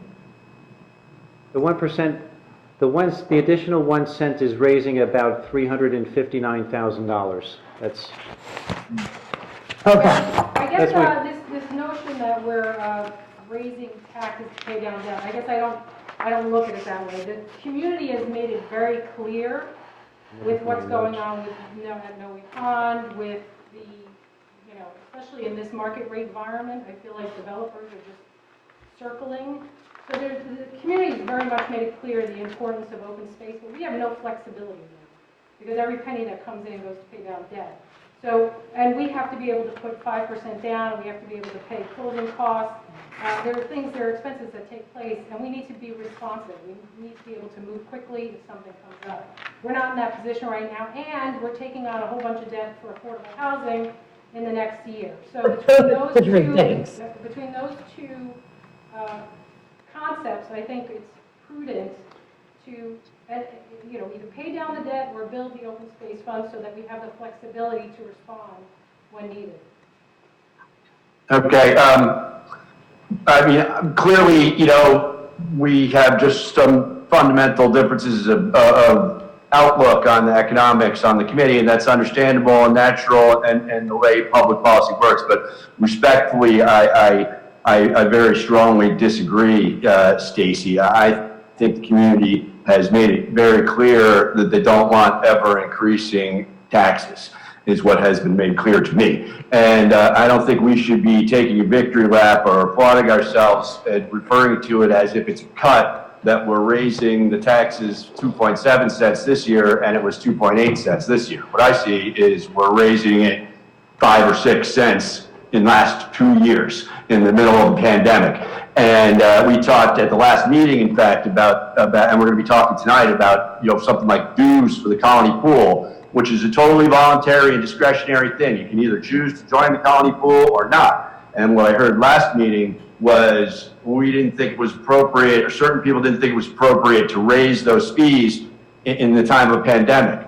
But yet we do think it's appropriate now to raise the open space tax by 100%, which is not discretionary, and every single tax-paying resident of Chatham Township is going to have to make that payment in the middle of the pandemic. And it has been stable since 2009. It has been at 1 cent, or even for a number of years at half a cent. And then to jump it from 1 cent to 2 cents, 100% increase this year in the midst of a pandemic, and not for the purpose of acquiring or protecting open space. I do think the community is in favor of open space. I am in favor of open space. I don't want to speak for Mrs. Felice, but I think she's in favor of open space. I think we're all in favor of open space. I've had numerous discussions about this with Mr. Bazralian, who we heard from earlier tonight. He's advocating for the increase, which is not surprising given his role as the head of the open space. But he's also very clear, as he was in the presentation that he gave to us last week, that it's not necessary or critical to preserving open space. There's this concept of flexibility, of paying down debt, of whatever. But the fact of the matter is there are opportunities to acquire grant funding and no present impediments to us acquiring open space. So this, any way you slice it, and there are ways to justify it, let's just call it what it is. And it's in the presentation, and it was in the presentation that Mr. Bazralian gave last week. We're choosing voluntarily to increase the open space tax by 100% this year over last year and every other year going back to 2009, and not because we need that money because we have a debt that we can't pay unless we raise this, meaning a debt that is due, that we have to pay. And then we're going to choose on top of that, voluntarily retire debt in, as Mrs. Fleece said, a historically low interest rate environment. And respectfully, and I understand, minds can disagree and we're educated people here, but increasing taxes on the citizens of Chatham Township by $359,000 this year, and presumably next year and the year after that and the year after that, in order to save $22,000 over 5 years, it doesn't sound like a fiscally prudent plan and something that's in the best interest of the people of Chatham Township. What it seems to me like it's doing is raising taxes for taxes' sake and taking money from the current residents of Chatham Township, current tax-paying residents of Chatham Township, and socking it away into a fund for the benefit of the future unknown residents of Chatham Township. And I'll wrap it up here, but what I'm envisioning is take a senior citizen who's living on a fixed income and their house is their biggest asset, and frankly their property taxes is probably their biggest liability. And maybe they're getting to the end of their time where they're going to live in their house and it's time to move to a condo or go down to Florida or do whatever. And that person, all they know is they got a big tax increase last year, big being relatively speaking, obviously, and they're getting another tax increase this year, and for what? So we're taking money from, grandma and grandpa, putting it into a fund somewhere to have flexibility to do something for somebody else sometime in the future, and hurting the current tax-paying residents. And that's why I have, I'll just be frank, I appreciate the hard work, appreciate the savings, appreciate the presentation, Bob and the whole committee, appreciate, the efforts for shared services and grants, appreciate it all. But this particular issue with this particular tax is something that I think that we should reconsider this year, particularly in the face of the pandemic and everything else. And I just, have extreme difficulty being able to support that particular increase. Anybody else have any comments before we turn it over for public comments? Okay, we're going to move to I'm going to open the hearing on the public hearing on the budget. Greg, do we have anybody from the public who would like to comment on the budget? We do not have any hands raised. Actually, we now have one. Genevieve, if you could give your name and the street you live on. Hi, this is Genevieve Castellino, Chatham Township. I just heard Mark Hamilton talk a lot about grandmas, grandpas, budget increases, tax increases, this, that, and the other, and all this, repeating of a lot of stuff, and I didn't actually understand what he was trying to say. So, Bob, can you please explain to me once again, what increase are we talking about? What is this 22K payment that we're, basically just explain to me what Mark Hamilton was talking about. I will not try and explain what Mr. Hamilton was saying, but what I will discuss is that the analysis that was done for the open space tax looked at what are the interest payments on bond anticipation notes over the next 5 years. What is the interest payments that the township would be making through the open space fund? And that was approximately $26,000. Then we were also looking at saying, what type of interest rate would the township be earning if we put money into a TD bank account? And how much would interest would that be? And that was approximately $4,300 over that same period of time. So the difference is $22,000, whether that's used for something else or whether that's $22,000 is money that just stays in the pockets of residents of the township. That $22,000 was the difference between the bond anticipation note interest that the township would be paying over the next 5 years versus interest that could be earned. So it is counterintuitive, but it does make sense to make, pay off debt so that we don't have to refinance it for longer periods of time. What Committee Member Hamilton and Felice have said is accurate, but there is also costs associated with refinancing debt. And so some of those other costs, would be part of that longer-term financing. So basically, it's what do we do with the $22,000? That's the savings. Does it go back to our residents, or is it used in the open space trust in the future, or as a savings account? I mean, just to make it a little bit more tangible, the additional 1 cent in open space tax would be $100 to a house, $100 for the year to a house assessed at $1 million. And basically, the point of that $100 is to allow the township flexibility with open space opportunities. We absolutely would pursue grant opportunities wherever we could, but right now, we don't have much flexibility because we don't have much room to do anything. So, in my opinion, that's what it buys us, and that it buys us that opportunity now when we need it the most. Next year, could we knock it down if we feel like we're in a good place?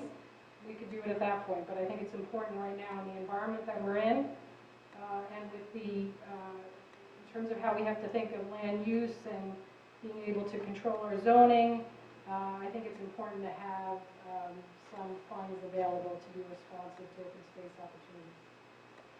Thank you, Greg. Do we have anyone else? Tracy, if I could interject, I just want to explain what happens if... Deb, could you introduce yourself, please? Hi, Debbie King, I'm the Township's Chief... Oh, we lost you. Deb, we lost you. Somehow we lost your, it looks like you're unmuted, but we might have lost your connection. Well, I'll yield to Deb when she gets back, but if I could just respond to the comment from public briefly, also to the extent they asked about interpretation of what I said, there is a tax charge each year, has been for several decades, for the purposes of an open space fund, and it was assessed at 1 cent per $100 of home value for the last since 2009, and what is being proposed is to raise that from 1 cent to 2 cents. So it's just, if that wasn't clear, that's the tax that's being increased. And I don't disagree with Stacy's math over what that means, and that is what it is. But it's a tax increase, and different people have different abilities to stomach a tax increase. And just one final point that I forgot to make before is, it was pointed out during the presentation, and it has been pointed out frequently, that as recently as October of 2020, we got reaffirmed with the Moody's AAA credit rating, and that is with debt. Entities like Chatham Township have debt. The fact that we, voluntarily retiring debt that's not due in this environment, and extinguishing all debt in the affordable housing space, doesn't really, we had that debt last year, we still got a AAA rating. It's maintaining service on your debt is really what goes to your rating. And I don't see the value as far as that goes in voluntarily extinguishing debt that's not currently due. Deb, are you back on? I don't know, can you hear me? Yep, yes we can. And now we can. All right. I guess go to somebody Am else. I back? You're back, yes. All right, I just want to explain what happens if we don't finance this debt that we have, pay it off before we have to go to permanent financing. Oh, we lost you, Deb. I would love to hear what you have to say. Perhaps if our auditor Valerie is there, she might have a better connection. She might be able to articulate. Yeah, I can jump on, Tracy. Okay, Valerie, can you introduce yourself? Hi, I'm Valerie Dolan with Ms. Abaccia, the auditor, also involved in the budget process.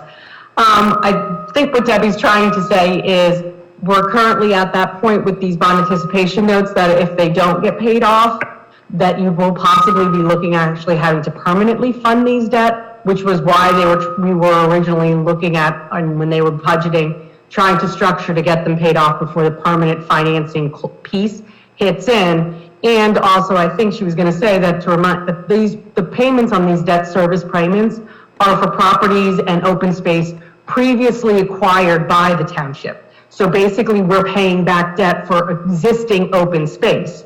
So what you want to be able to do, and I believe the logic had been, was that we were trying to pay off that open space that we've already acquired in the township, so that it would then make the township available to then acquire new properties, possibly with their own funds, without having to go into further debt to acquire open space land or properties. Hopefully that, I believe that's what Debbie was going to mention. Are you there, Deb? Are you there? Can you hear me? Yeah. Yeah, we can, Deb. Yeah, real quick, the last bond that we had to, go for long-term. Okay, what she's trying to say is, as you sent your message, It cost us $500,000 in interest. This is what we're trying to avoid. In financing, we're stuck with that interest rate for the term of that bond. But I have a question. The debt, so it's obviously not $500,000, but we're talking about, so it's saving us $22,000. So a raise, I guess my main question is more of, this is a prepayment of the debt, correct? We have debt out there that is permanent debt that we owe. You would, I'm sorry, it's like, is it a prepayment of the? No, it's not, it's not a, Deb, sorry, I don't mean to interrupt you. It's not a prepayment of debt. It's just paying debt off faster than you would pay. I mean, a prepayment of a debt would be you have a long-term debt that you're obligated to pay and you're paying it off early. What you've decided to do is you currently are holding a $2 million note for the purchase of open space. And so if you're in permanent funding, you can either choose to hold that for a long period of time, up to 10 years in the note market. And after the 10th year, you're required to go into the permanent bond market with that debt if it's not paid off. However, every year that you borrow money, it's not just at the interest rate, there are issuance costs associated with that same debt. So basically, every year you renew your bond anticipation note.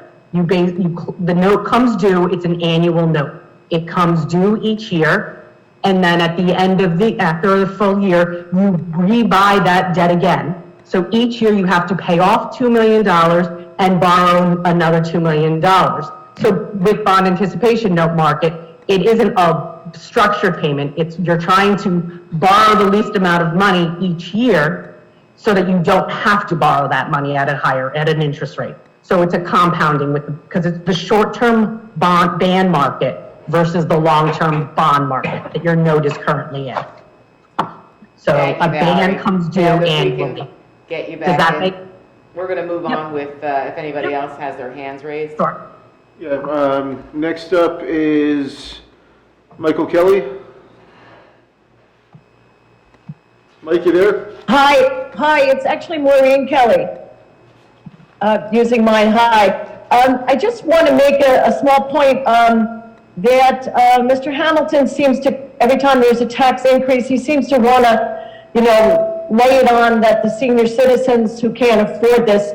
I don't know that he's aware of this, but there is in the state of New Jersey a senior citizen tax freeze, that anybody who qualifies by income is able to have a freeze on their taxes. The state's going to pick up those increases once you qualify. I believe our senior citizen center will help people with that. And if they don't, then I personally would be able to help anybody fill out those forms. It's not a big deal, but let me just say that a senior citizen who can't afford this extra $100 can certainly have relief from that. So let's not blame this on the senior citizens. Thank you very much. Thank you, Maureen. That was an important PSA overall. I appreciate you sharing that information. Yeah. Do we have anybody else's hands raised? Yes, somebody named Natalie. Natalie, you have the floor. Hi, can you hear me? Yes. Hi, this is Natalie Smith. I'm on Scenery Hill Drive. I am just talking about all this debt and money and everything. I'm quite curious as to how much the Felice lawsuit cost the township last year. I actually know that. I can answer that. I don't know that. Can I chime in? Natalie, did you want to finish your comment, or? I have another comment as well, but if Ashley wants to answer that. Well, the way we do it is that we go through the full comment and then we answer. Sure. My other comment is that I am super happy to hear all this grant money coming through. This is amazing, fantastic news for the township. And I'm thrilled that this is all happening. Okay, thank you, Natalie. Can I answer? Sure. I don't know, Bob, do you have those, or? I have requested an offer request about a year ago to find out the exact amount of money that lawsuit did cost, and it was $900, of which I believe I saved the town $20 million by not having to demolish the municipal building. So I really wouldn't go there, especially it's not just my lawsuit, it was about 250 residents of the town, so. Okay, well, do we have anybody else? Yes. Next up is Phil Enkel. Hi, Phil Enkel, J Road, AMKEL. I think there was a lot of discussion about the open space tax, and I wonder if folks would comment, committee members could comment on the remainder of the budget, which I haven't heard any comment on, which I take to mean that the remainder of the budget has unanimous support, or perhaps people could call out parts of the budget that they disagree with. I'm particularly interested in your comments and your thoughts about funding for affordable housing, and in particular, funding that would presumably go to the Charlie Brown side, if that is in fact the direction the township goes in. So we welcome comment from all the committee members if there are other parts of the budget that they disagree with, and in particular, if they have any disagreement with the affordable housing line items in the budget. I don't think we should be commenting on specific items related to affordable housing, and there are funds available in the operating budget, as well as if the capital budget is adopted for affordable housing, for funds for affordable housing. The Township Committee last year also, through the capital budget, authorized expenditures that will be used for our affordable housing obligations. So we can comment in a general way, but from my perspective, there is unanimity among the Township Committee that that there is a commitment to implement our Round 3 affordable housing obligations. So I'll take that a step clearer to the extent that was directed at me. I think I made it clear in my earlier comments, but I'll reiterate that, I appreciate the presentation and have reviewed the budget, and I'm supportive of the budget. I'm prepared to cast a vote in favor of the budget, except for the 100% increase of the open space tax. Absent that item, I support this budget. Thank you. Do we have anybody else with their hands raised? Yes. Phone number ending in 7778.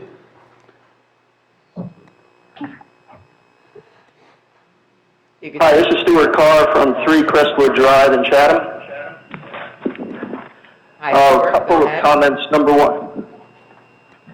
Hi, I continue to fully support the 2-cent open space tax. I'd like to, again, remind everyone that this was passed by the town folk on a couple of different occasions through referendum years ago to voluntarily assess ourselves 2 cents.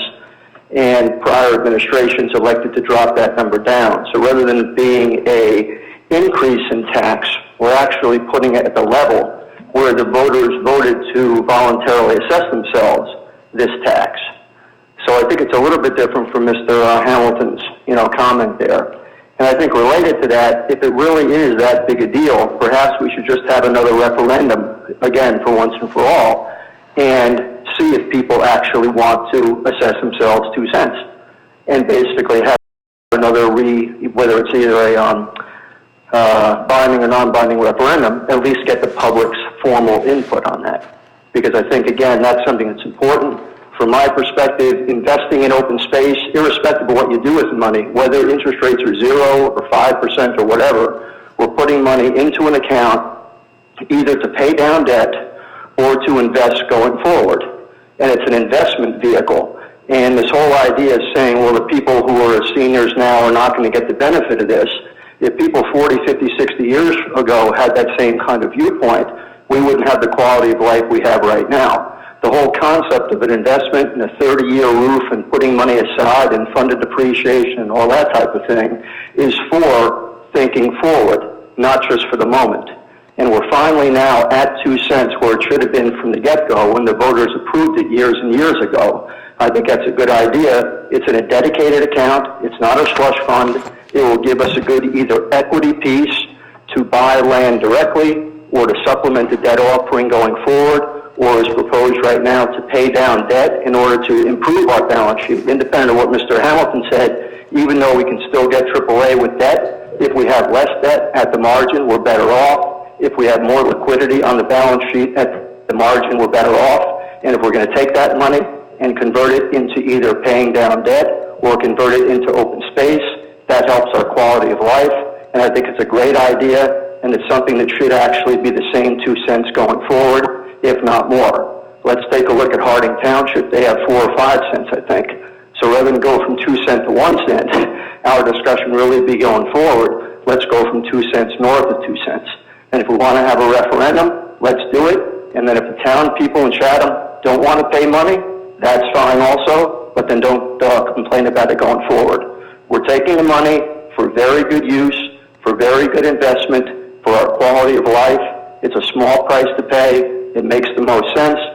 As Ms. Kelly indicated a minute ago, if there are people who really do have financial strain, then we can help them out in that way. But really, I think everybody else should put $1 in the pot, and let's make sure that we can take this opportunity, and if opportunities arise open space-wise, either to remediate or to purchase, we can do that.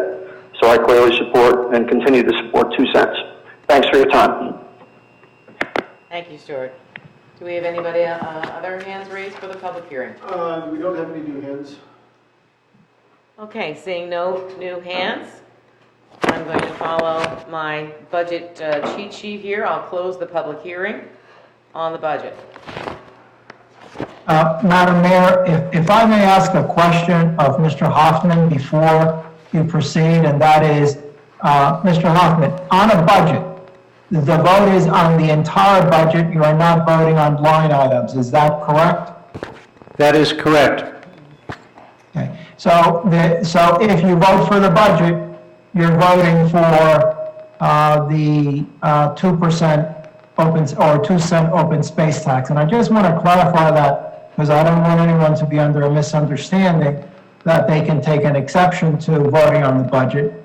You're voting on the entire budget as presented. Thank you, Albert, for that clarification.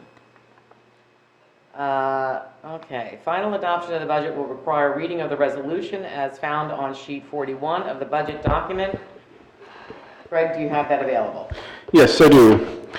And it's be it resolved by the committee persons of the Township of Chatham, County of Morris, that the budget hereinbefore set forth is hereby adopted and shall constitute appropriation for the purposes stated of the sums therein set forth as appropriations, and the, Greg, you're at 5 minutes, I'm sorry, I have to cut you off. okay, and the authorization of the amount of, and then it lists the $10,603,999 for municipal purposes, and the $659,711.93 for the open space, recreation, farmland, and historic trust preservation, the Historic Preservation Trust Fund levy, and $1,121,284 minimum library tax.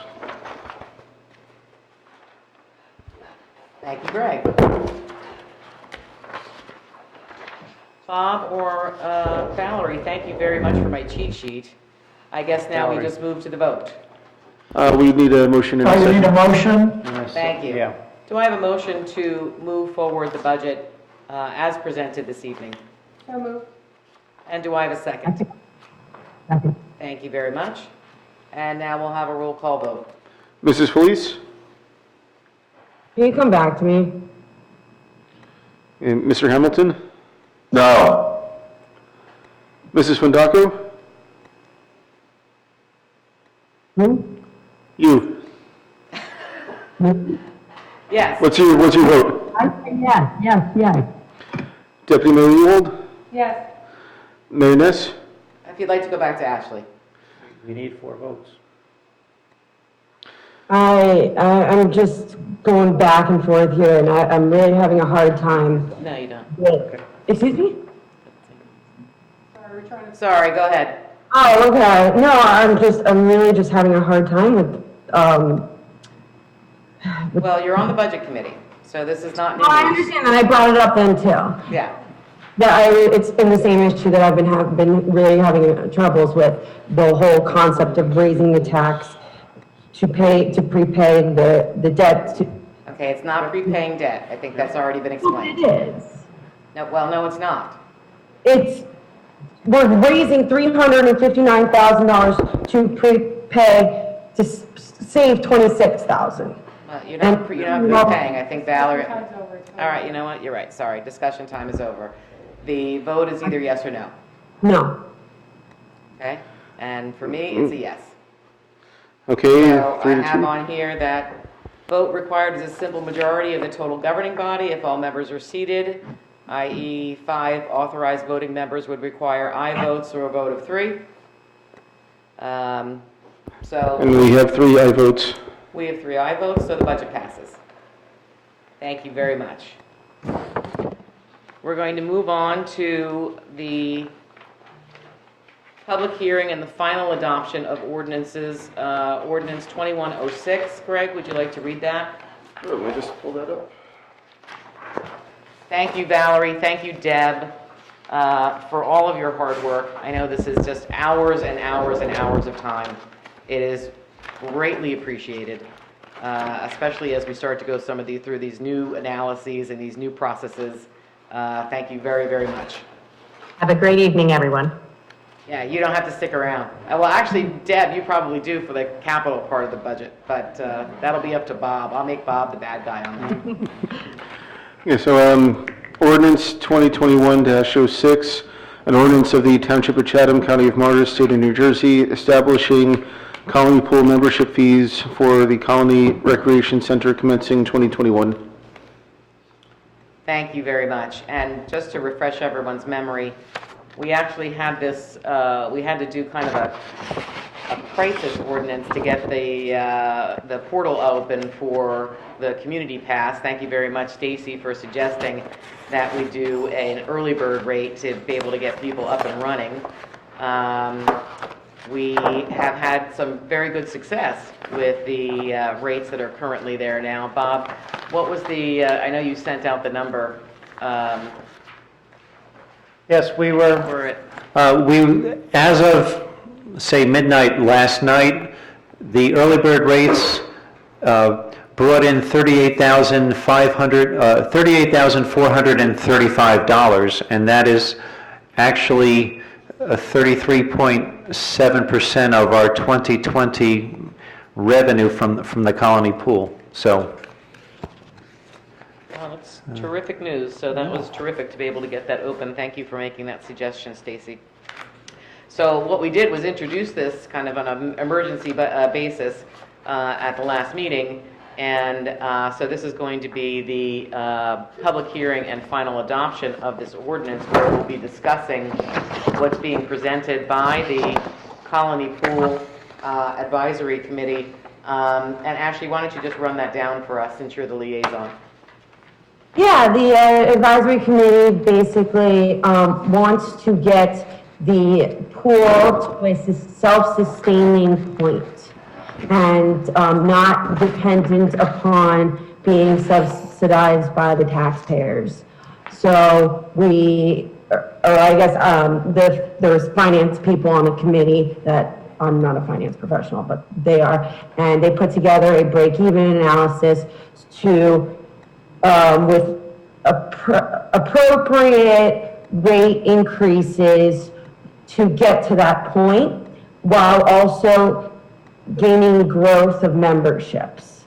Ultimately, I think the main issue is we want it used, we want it thriving, it's a great town asset, and we really want it to be a thriving entity, and not just, a municipal pool.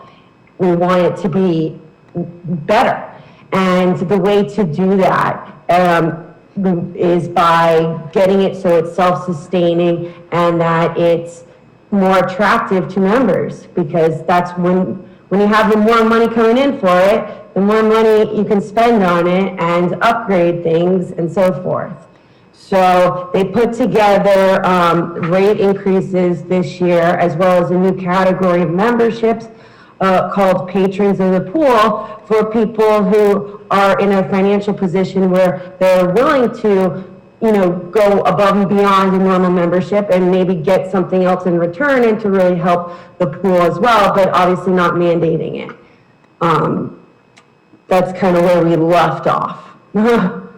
Okay. Kind of following on some of both of your and Mark concerns about raising fees, particularly on senior citizens. We know that there are a lot of senior citizens that attend the pool, or families who may not be able to afford things. And given your comments about not wanting to raise money or increase fees during the pandemic, how do you see that working in pandemic world where this might be a challenge for people? I mean, ultimately, I think it's a discretionary fund that each individual family has to make for themselves. But at least they have the ability to choose.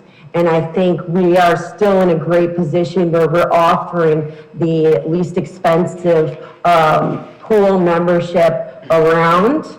And it is a great asset, and we're changing the program a little bit to be able to accommodate a full day of scheduling for children who will go to camps in the morning. I know I have little kids, and it seems like most of the camps around here are all in the morning. So we're trying to schedule afternoon activities, so after you pick up the kids from camp, you can go and spend the rest of the day at the pool. And so, I mean, my attitude regarding the increases fees, honestly, is just a discretionary thing. I think it's $75 for a family of 4. I know I spent that tonight on takeout dinner for my family of 4, but, I mean, instead of, for 3 months, I don't know.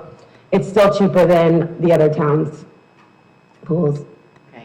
And so could you just walk through what the proposed increases are? Yes, it was. Let me get that list. Yeah, the patron of the pool membership, which is the new membership that we had discussed, would be $875 for the summer. The non-resident family membership would be $675. A family membership. I'm sorry, and when that was how much last year? I believe it was $600 last year. Is that correct? I don't have the last year's rates in front of me. Resident family membership was the 2019 rate I got here. Was 2019? It's a little confusing with 650. the 2020 being. 2019 Do you have the rate comparisons from what you're moving from and to?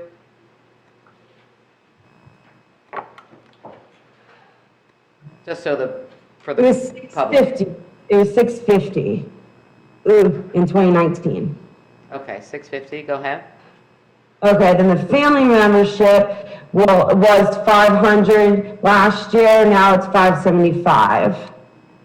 And then we did 50% off for all EMT emergency families.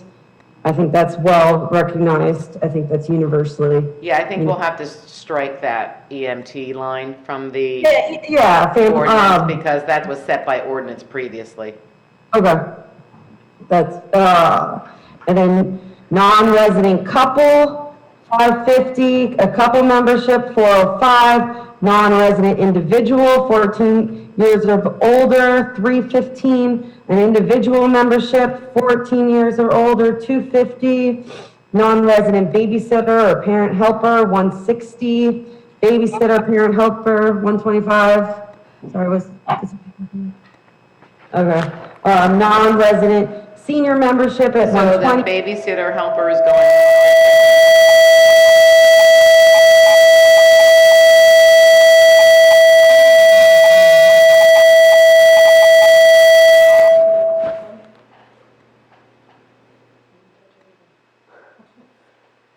I have no idea what's going on there with that, sorry.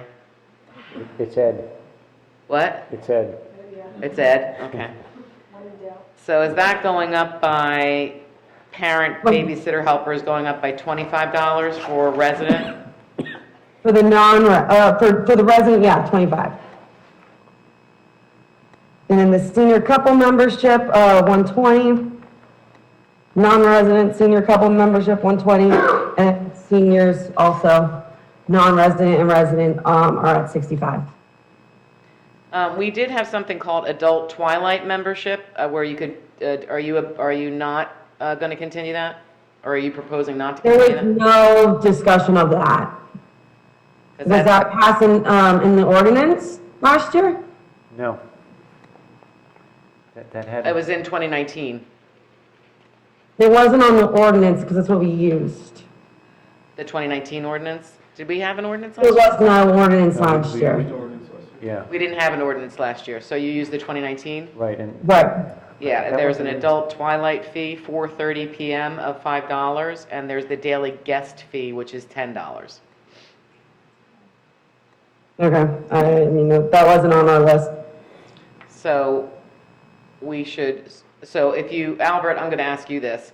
If we propose no change to that would we need to add these into the ordinance to set the guest rate fee and decide whether we want to do the adult twilight daily rate? Yeah, yes, you'd have to, at the end of the public hearing, move to amend that ordinance to reinsert the adult twilight daily fee, the daily guest pass, and to eliminate the EMT rate because that is already covered under the existing ordinance Yeah. subsection B.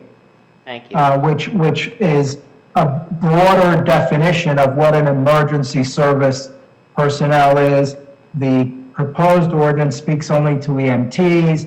Subsection B speaks to the emergency squad, Bryn Village Fire Department, Chatham Fire Department, and those eligible for the length of service award program that you've discussed for 50%. So those would all be amendments that would be needed for this ordinance.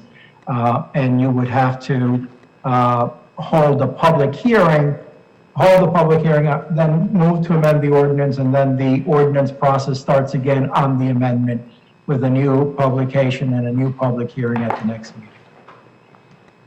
Okay.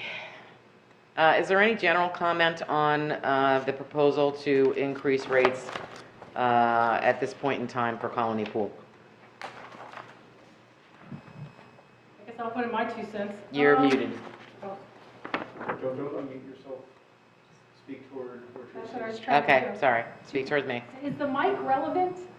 Yes, because it's for the video. If you want to mute yourself on there, you're going to get the feedback.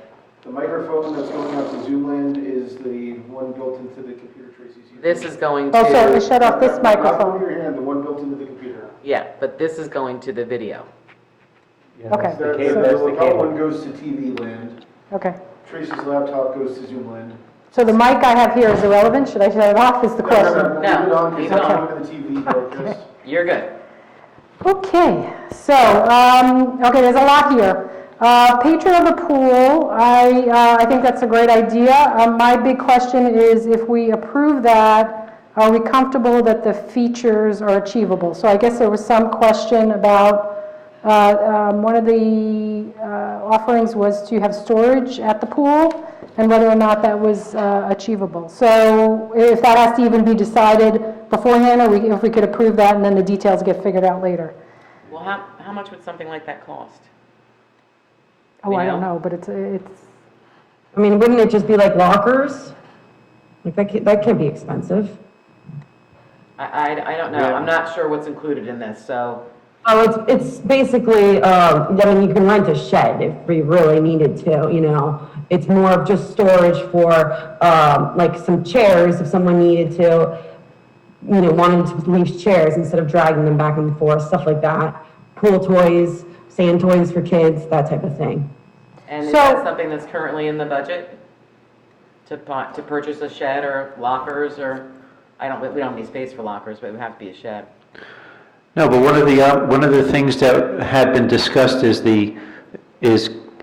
using the second room of the Colony Pool structure, because there's a room upstairs that hasn't been used. Upstairs room? Yeah. And I mean, looking at that, and then, or else looking at areas along the fence where we would be able to store things and purchase some plastic storage containers. I mean, the more demand for it, the more revenue would be coming in, so it would essentially pay for itself. That was the thought process behind it. so I guess the question I have, and maybe this is for Albert, is do those terms have to be approved when we approve the patron of the pool concept and the fee, or can those details be resolved after the fact? No, I don't think you need to define that, but I think the public would want to know what it is that paying $850 represents. So while it need not be spelled out in the ordinance, I think before you attempt to impose that, the logical question is, what is the benefit that is being received for being a patron of the pool? Certainly makes sense. That was You go ahead, presented, you finished? wasn't that presented last week? Or last? Are we going to have her explain what it is, or I could go ahead with mine. Oh, okay. Yes, go ahead. You want to explain what it is? The features for the patron of the pool, just so residents understand what that includes. Yes, I thought it was presented at the last meeting. I can even pull up a slide to discuss it. And I know Bob Hoffman has the slide explaining it as well. But it's basically a program where people can leave their stuff at any type of storage of their belongings at the Colony Pool, as well as, you know, a special event hosting the patrons of the pool during the summer. So, something to that extent where it would make them special. If you'd like, I could pull up the slide that was presented last time. Sure. Okay, give me a second. Because I will have to. I know I emailed it all to the committee members immediately after last meeting, so I know everybody has it. It's not so much for us, it's for the residents, so that they understand what you're proposing. Okay, then I could do that. Because it was shown at the last meeting, but here we go. Let me give me one. Sorry, I want to, okay, share screen. Greg, can you allow for a share screen? Yeah, I just want to make sure. Okay. Okay, hold on one second. Sorry. Okay, these were meeting minutes. And these were the rates that were presented. These are the comparison rates for the other pools. No rate comparisons.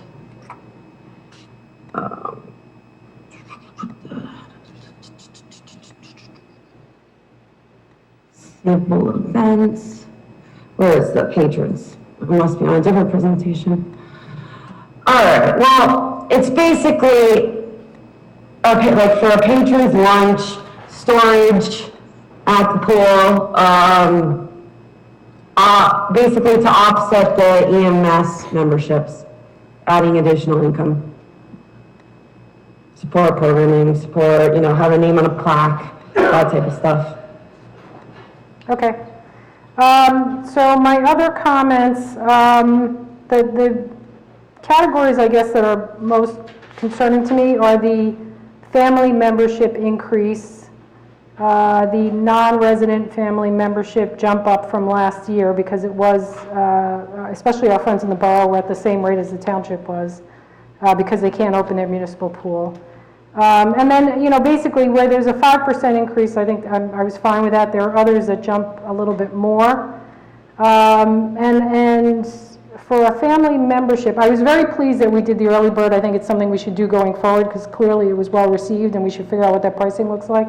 But I think that's a great way to get membership. But my concern is experimenting during this time with a pretty sizable rate increase.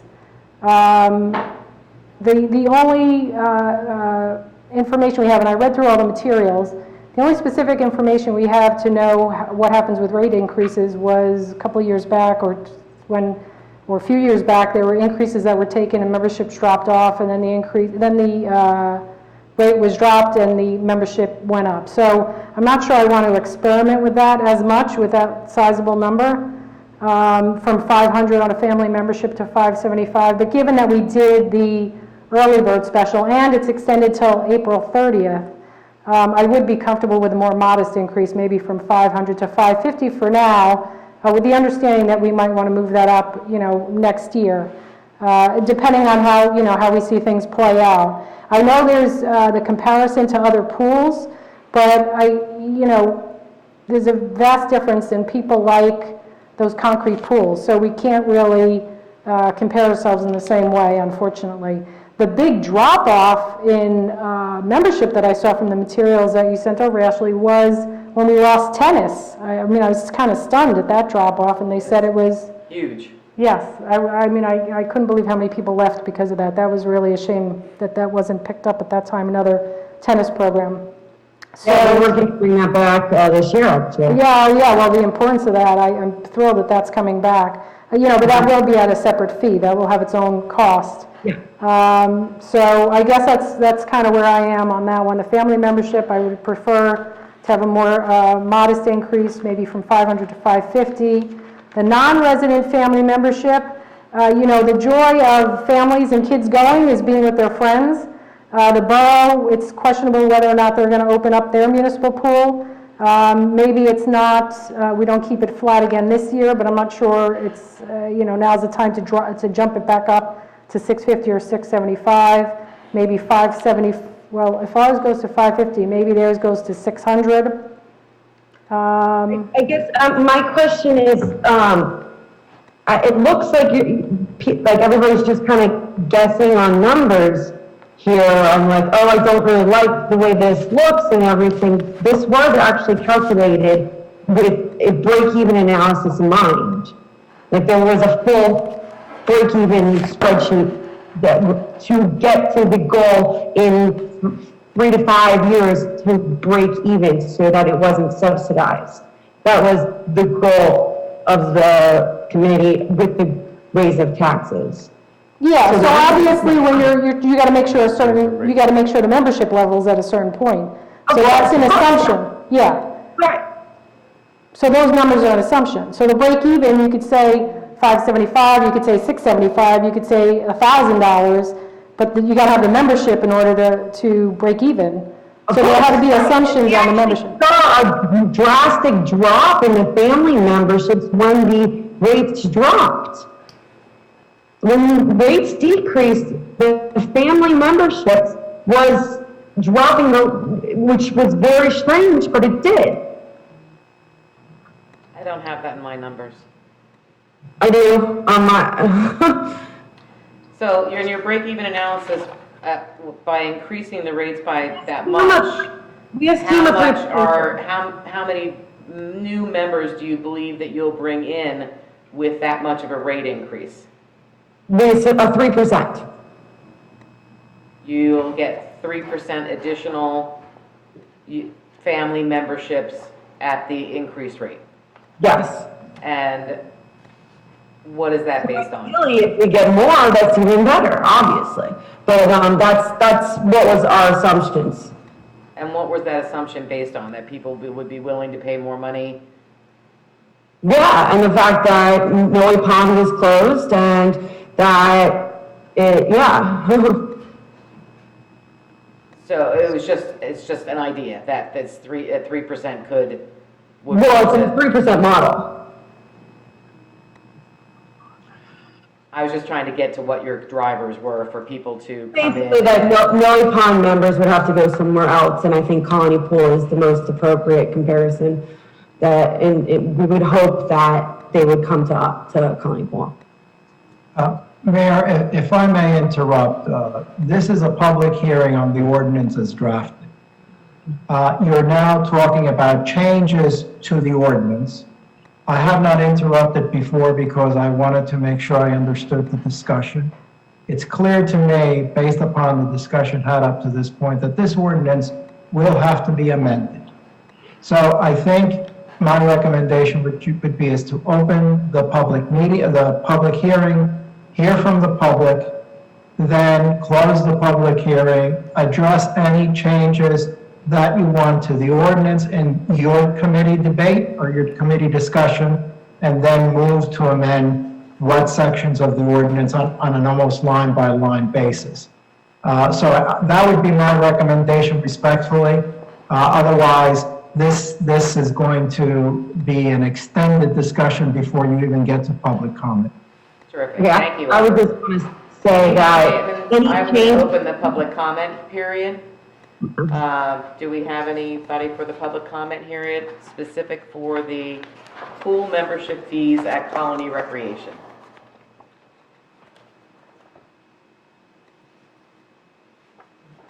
Yes, we have, Natalie? Hi, it's me again. I highly doubt that anyone is going to pay. Excuse me, it's who again? Can you identify exactly who you are and what the address in Chatham Township is? Mark, that's actually not your place to do that, so we can please follow the rules so that you identify yourself. Let's not jump down residents' throats. Yeah, thank you, Tracy. This is Natalie. Can you identify Smith. your first name, your last name, and your address again for the record? I know you did it the first time. Natalie Smith, Smith. Did you get that, Mark? Cedar Hill Drive, Chatham Township, New Jersey. I don't think anyone is going to be paying this $875 fee for a locker to store stuff at Colony. There has to be something extra on top of it, like they're able to come to the pool earlier, they can stay later, they get free yoga class in the morning, things like that. Just offering a locker and a lunch, that is not going to generate people to want to buy into this patron of the pool thing. Oh, and a plaque. I mean, it just seems very far-fetched to me. Is that the end of your comments? That's the end. Thank you very much. Greg, do we have anybody else who's commenting in the public on the increase in Colony pool rates? No, that was the only hand up.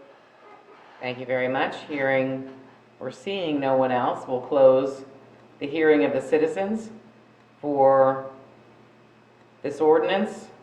And then, Albert, as you suggested, we're just going to have to go line by line. I believe that the clerk has the ability to place the draft of the proposed ordinance that you just had a public hearing on the screen for everyone to see, and then you can discuss, if that is your pleasure, item by item, and come to a consensus of whether or not you're going to make an amendment to that line item, and then proceed to introduce an amendment. And this way, there is no confusion at the end of this meeting. Everyone will know what is being proposed. Can I just suggest in here also, I mean, these are literally the rates that were unanimously approved by the Colony Pool Advisory Committee. I mean, that's really it. These are not my rates. I did not come up with them. I did not make them up. This is not like a thing with me. This is literally the Colony Pool Advisory Committee that I just am repeating what they have voted on. As liaison, that's it. It's not necessary to explain, that's okay. Well, I think it is. Okay. If we're going to go ahead with the individual, I think the couple of things that right off the bat we're going to need to change is to remove the EMT family membership, because that, as noted below, is set by an ordinance, and we certainly want to include all of our frontline people, not exclude anybody. And those are for all membership categories. Is that the consensus of the Township Committee? We should call a consensus on each line item so the clerk can make the change and go forward to the next line. Fine. Then I will move to remove the EMT family membership for $261 in favor of the B, Section B, reduce fees for emergency response organization volunteers, that it includes all of our emergency services and is applicable to all categories. Do we have consensus that that's that we can, do I have to take a roll call vote for that, or would we just have consensus? Consensus, you'll take a roll call when there's a formal amendment at the end. Thank you. Do we have consensus on ensuring that we're including all of our emergency volunteers? Does anybody object to taking that Does out? anyone object to taking that out? This might be a better way. Seeing no one objecting to taking that out, we'll take that out. I would like to include the daily guest fee so that we have that as part of the ordinance. That daily guest fee has been set at $10, and I would propose it to remain at $10. And I would like to add back in the adult twilight fee that allows adults to come after 4:30 p.m. for a $5 rate. And I'd like to propose that that stays as part of our rate structure. And that's a little bit more there. It's 4:30 p.m. until closing for Township residents only. That's what the 2019 ordinance provides. Then as written for the 2019 ordinance. Didn't you have it last year or other years so that when old folks, when it was over 90 degrees, you let old folks sleep in? I don't know if they have to pay or not. Yes, we do that. If the temperature reaches above a certain degree, and I can't remember what it was, we open the pool for seniors to come for free. Yeah, I think that was generally handled administratively under the provision of number 2. We can call it, if it's over 90 and you can come for free. If we want to go line by line, do we have anybody who objects to patron of the pool with the definition and the expenses associated with that to come at some point?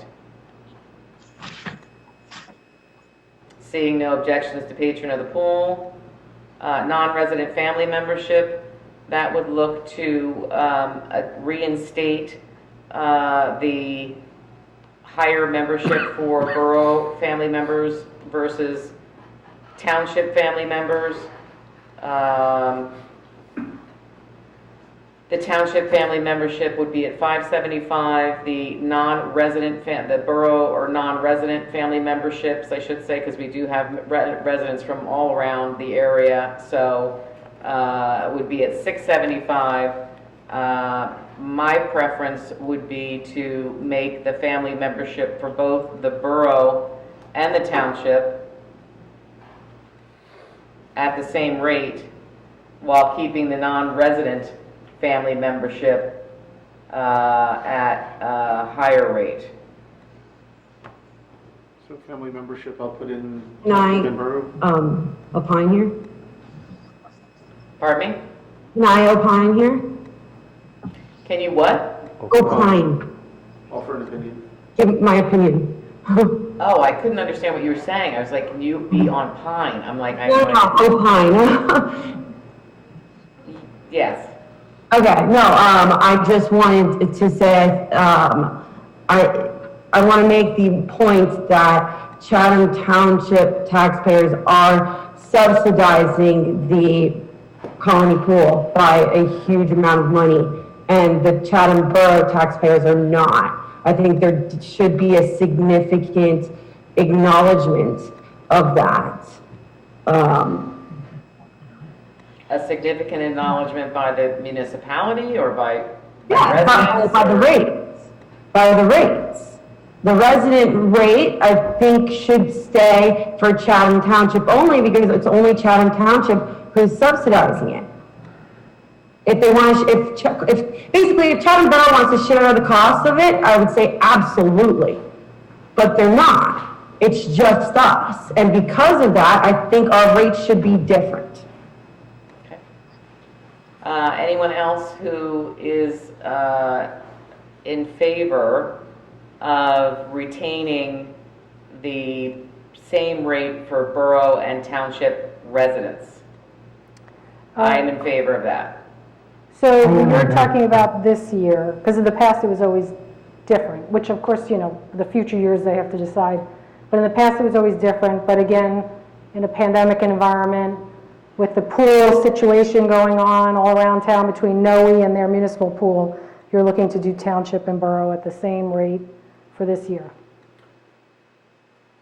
Correct. At what rate? Although I could see a small increase if you, like you said, we were at 500 and the proposal is 575. If we did like a 550, because we have the early bird, that would still allow people to get in at a lower rate. So I would be amenable to increasing the rate slightly. But we have a lot of facilities that are jointly funded. I don't think anybody says, oh, I'm never going to go play on Lum Field because because taxpayers are subsidizing it in the borough.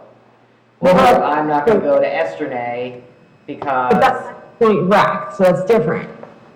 What about the community garden where we are? And there's no fees to walk on the field, and there's no fees to go into the community garden. That's what I'm saying, there's a difference. You pay $30 a plot or whatever. Okay. And it doesn't matter whether you're in the township or the borough. Okay, let's go line by line. So But the residents of Chatham Township, of Chatham Borough are not paying a massive amount of money to support the community garden. Its cost is largely borne by the pot-paying members. I don't think it's really productive to go through this exercise, but I don't think we really have any choice having gone down this road. But I would just say that based on the Chatham Township taxpayers' eternal burden to fund a large portion of Colony's operating budget, and I think that people who don't live in Chatham Township, and in fact the borough as a government is saving money by not opening a memorial pool. I don't think it's unreasonable to charge an extra $25 for the people who aren't paying for it in their tax bill. That's my view. just so we get a clear sense of, this heavy burden that we're bearing by offering a municipal pool service, it's pretty part and parcel of every community. And a lot of communities, That's not schools true. don't make money. So, That's not Bob, true. can you give me a sense from a budgetary perspective of where we, you know, and I hate to throw this on you right now, and Austin and New Ashley Providence have don't those fund their things. pools. If you have what the total cost is versus what we bring in, and then what's the shortfall?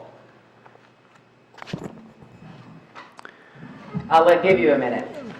We can't really compare them, Natalie, Ashley, to New Providence is a private, yeah, they're a 501c3, they're a nonprofit.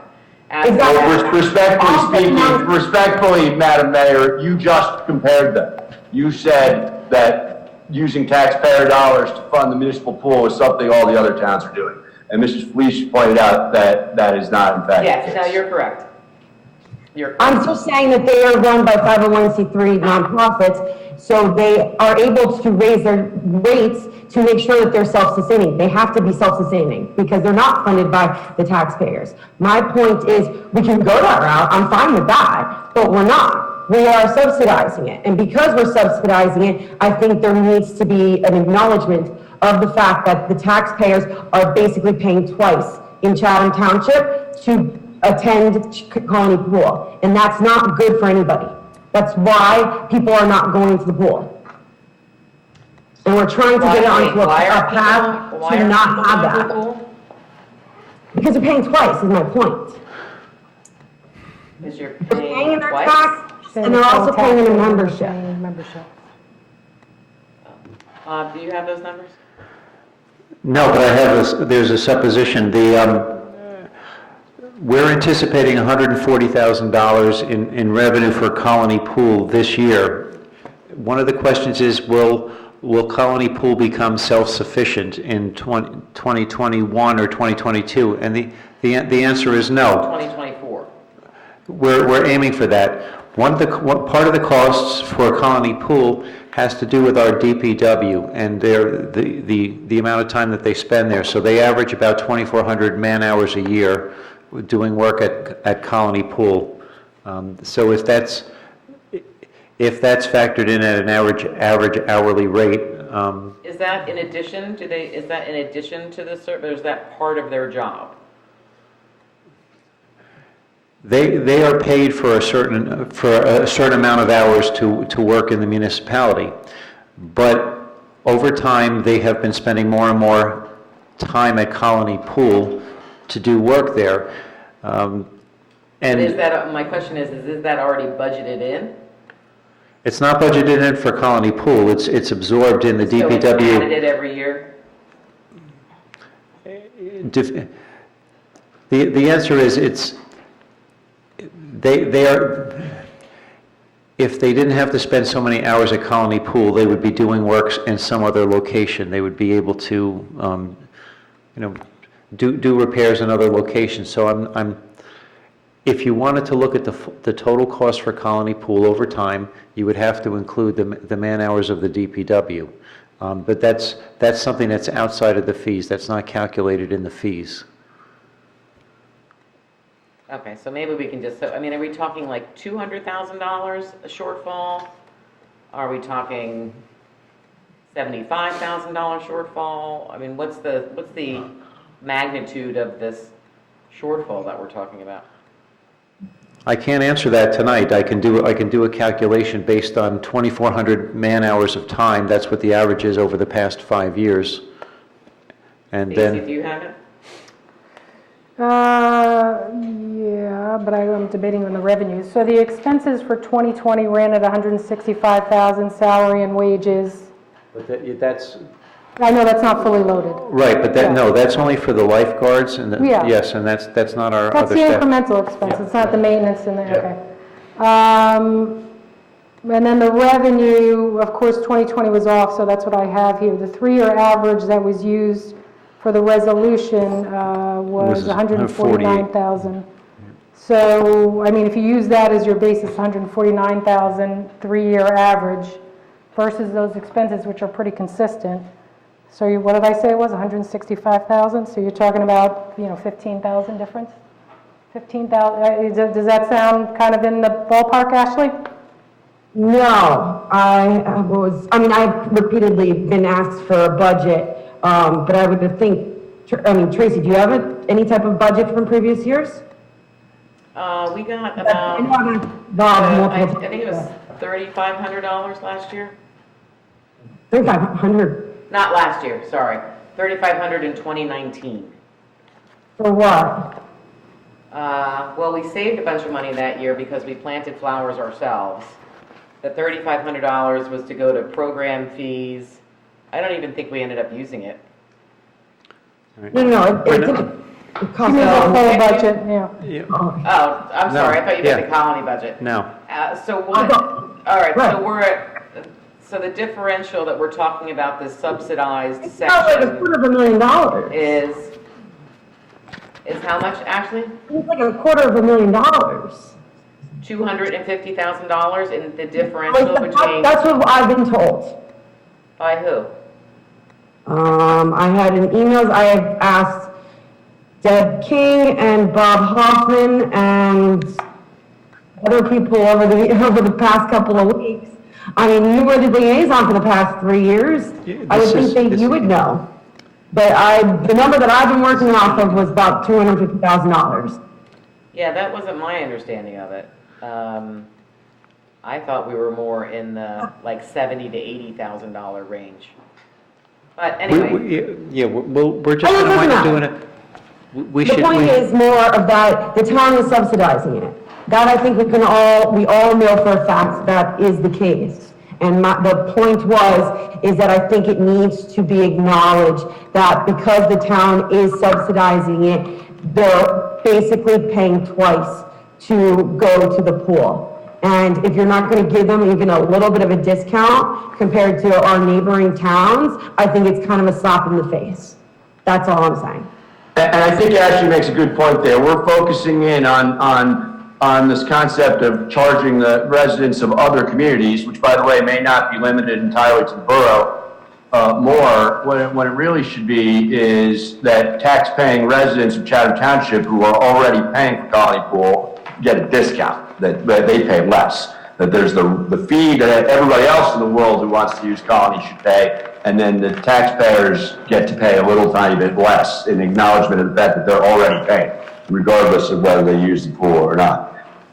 That said, I am wondering if, in fact, I would like to formally make a motion, if anybody's willing to second it, that to the extent that the early bird rate is in effect until April 30th anyway, that we table this proposed ordinance and see if we can come up with something in a more workable format than doing it live on TV, line by line like this, and come back next. Because my understanding is no matter what happens, we're going to have to start the process over with a reintroduction at the next meeting. I thought this was discussed last time, so I thought it was... So did I, but apparently it wasn't. That's why I'm shocked that this is even, an issue right now. I thought it was already established, okay, we're gonna do the early bird fees, then we're gonna go with the colony pool recommendation of the increase in fees. I was unaware that we were gonna go line item by line item and single-handedly change them.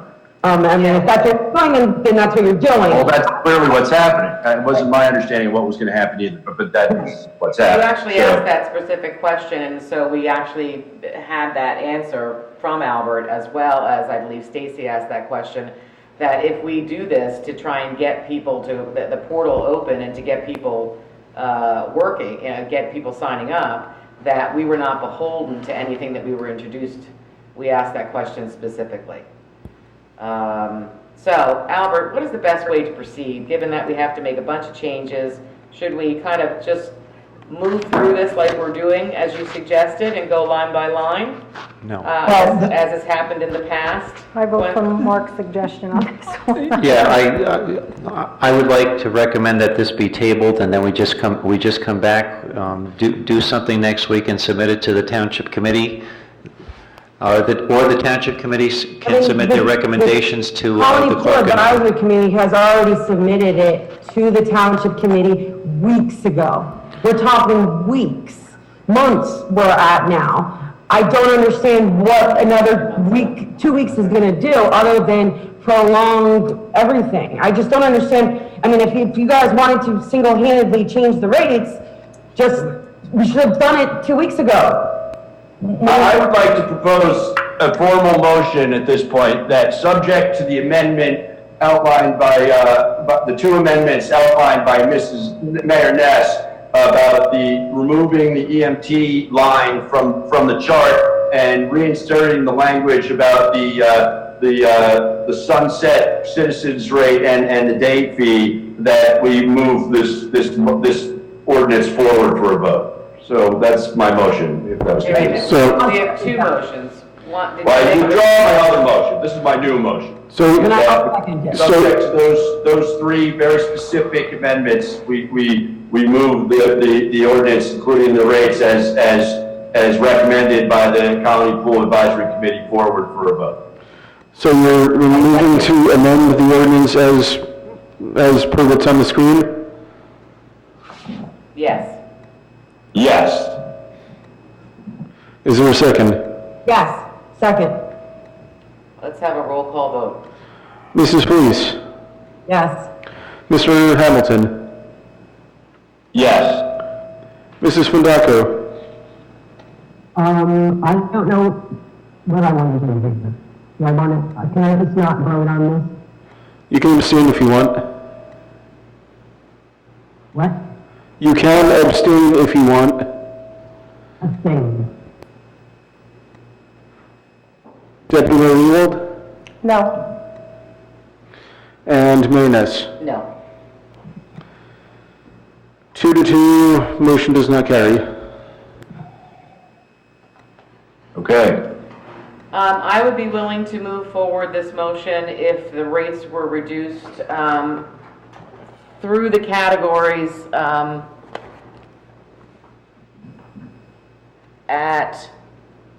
so we don't have to take it line by line. I would like to keep the senior citizen rates the same year over year. I don't see the need to increase rates on senior citizens. I would like to see the family membership not be at $675. I would propose $625.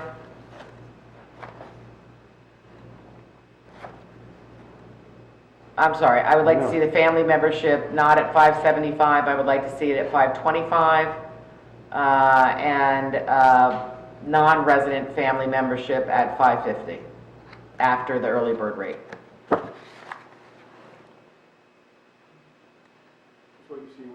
You mean non-resident, also the Chatham Borough people?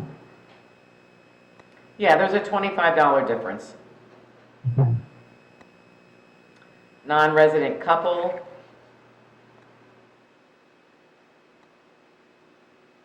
$625 is even less than 2019. non-resident couple, that also should change then if we're doing a $25 above, so it should be $425. In 2019, Yeah, we're going back to doing line by line. I move to do this offline and then come back with a new ordinance. I don't believe we can do it offline, Albert. thought we Can just- we? No, yes, you can, there was a motion to table, that motion can be put back on the table. You would table it, you would, in essence, at the next meeting, start from scratch with a new motion, with a new ordinance. So you would basically, table this, it's no longer under consideration, and you come back at the next meeting with a new proposed ordinance, reconciling the 2019 and the 2021 fees. I propose or you propose? I I'll second that. moved, yeah. Would you like to Second vote? to table the ordinance. You have a roll call vote? Mrs. Felice? no. Mr. Hamilton? I just would need a clarification here from We're this. actually at the roll call vote. Well, I need a clarification on what we're voting on that I would like to get from our attorney, because it's unclear to me. To table the ordinance. Table the ordinance. the motion was voted on and the motion did not pass. Doesn't that mean, the ordinance was voted on and it didn't pass? So does that mean it's no longer under That was consideration? a motion to amend the ordinance. What the vote was an amendment on the ordinance. So the ordinance as originally introduced is still before you. It is the amendment that failed. Now, there is a second motion to table this, and table. Okay, I understand, yes. Okay, roll call? Mrs. Fundaco? Yes. Deputy Mayor Ewald? Yes. And Mayor Ness. Yes. Motion passes. All right, we're going to move on to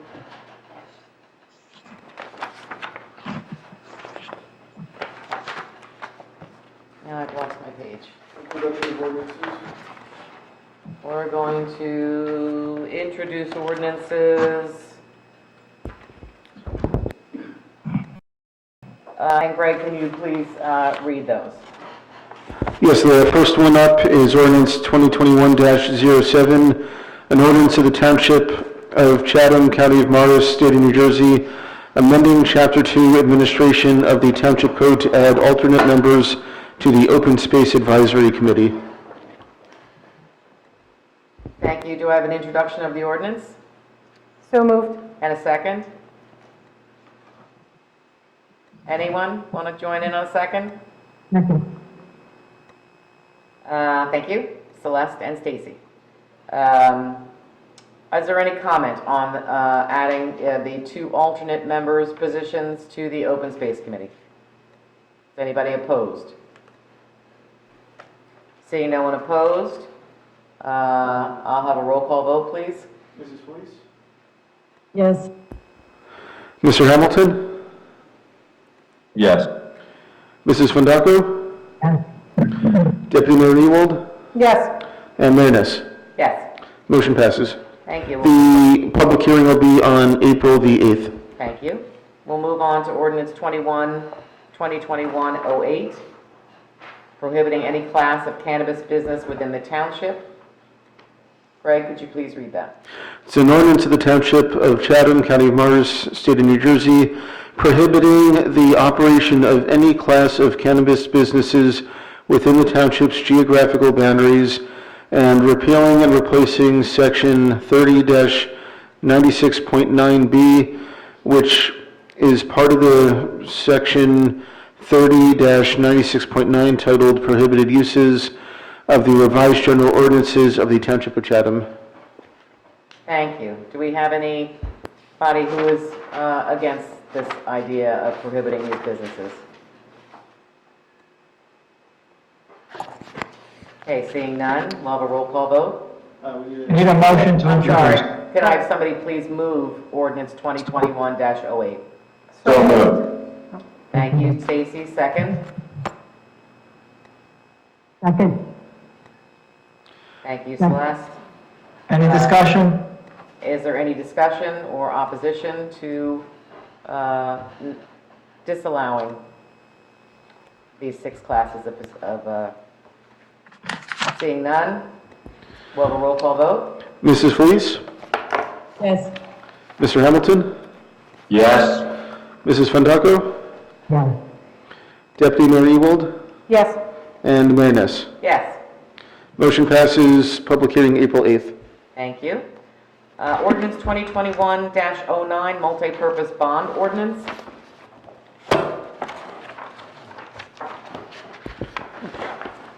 It's a bond ordinance to authorize the making of various public improvements and the acquisition of new, additional, or replacement equipment and machinery, new information technology equipment, and a new automotive vehicle, including original apparatus and equipment in, by, and for the Township of Chatham in the County of Morris, State of New Jersey, to appropriate the sum of $1,049,000 to pay the cost thereof, to make a down payment, to authorize the issuance of bonds to finance such appropriation, and to provide for the issuance of bond anticipation notes in anticipation of the issuance of such bonds.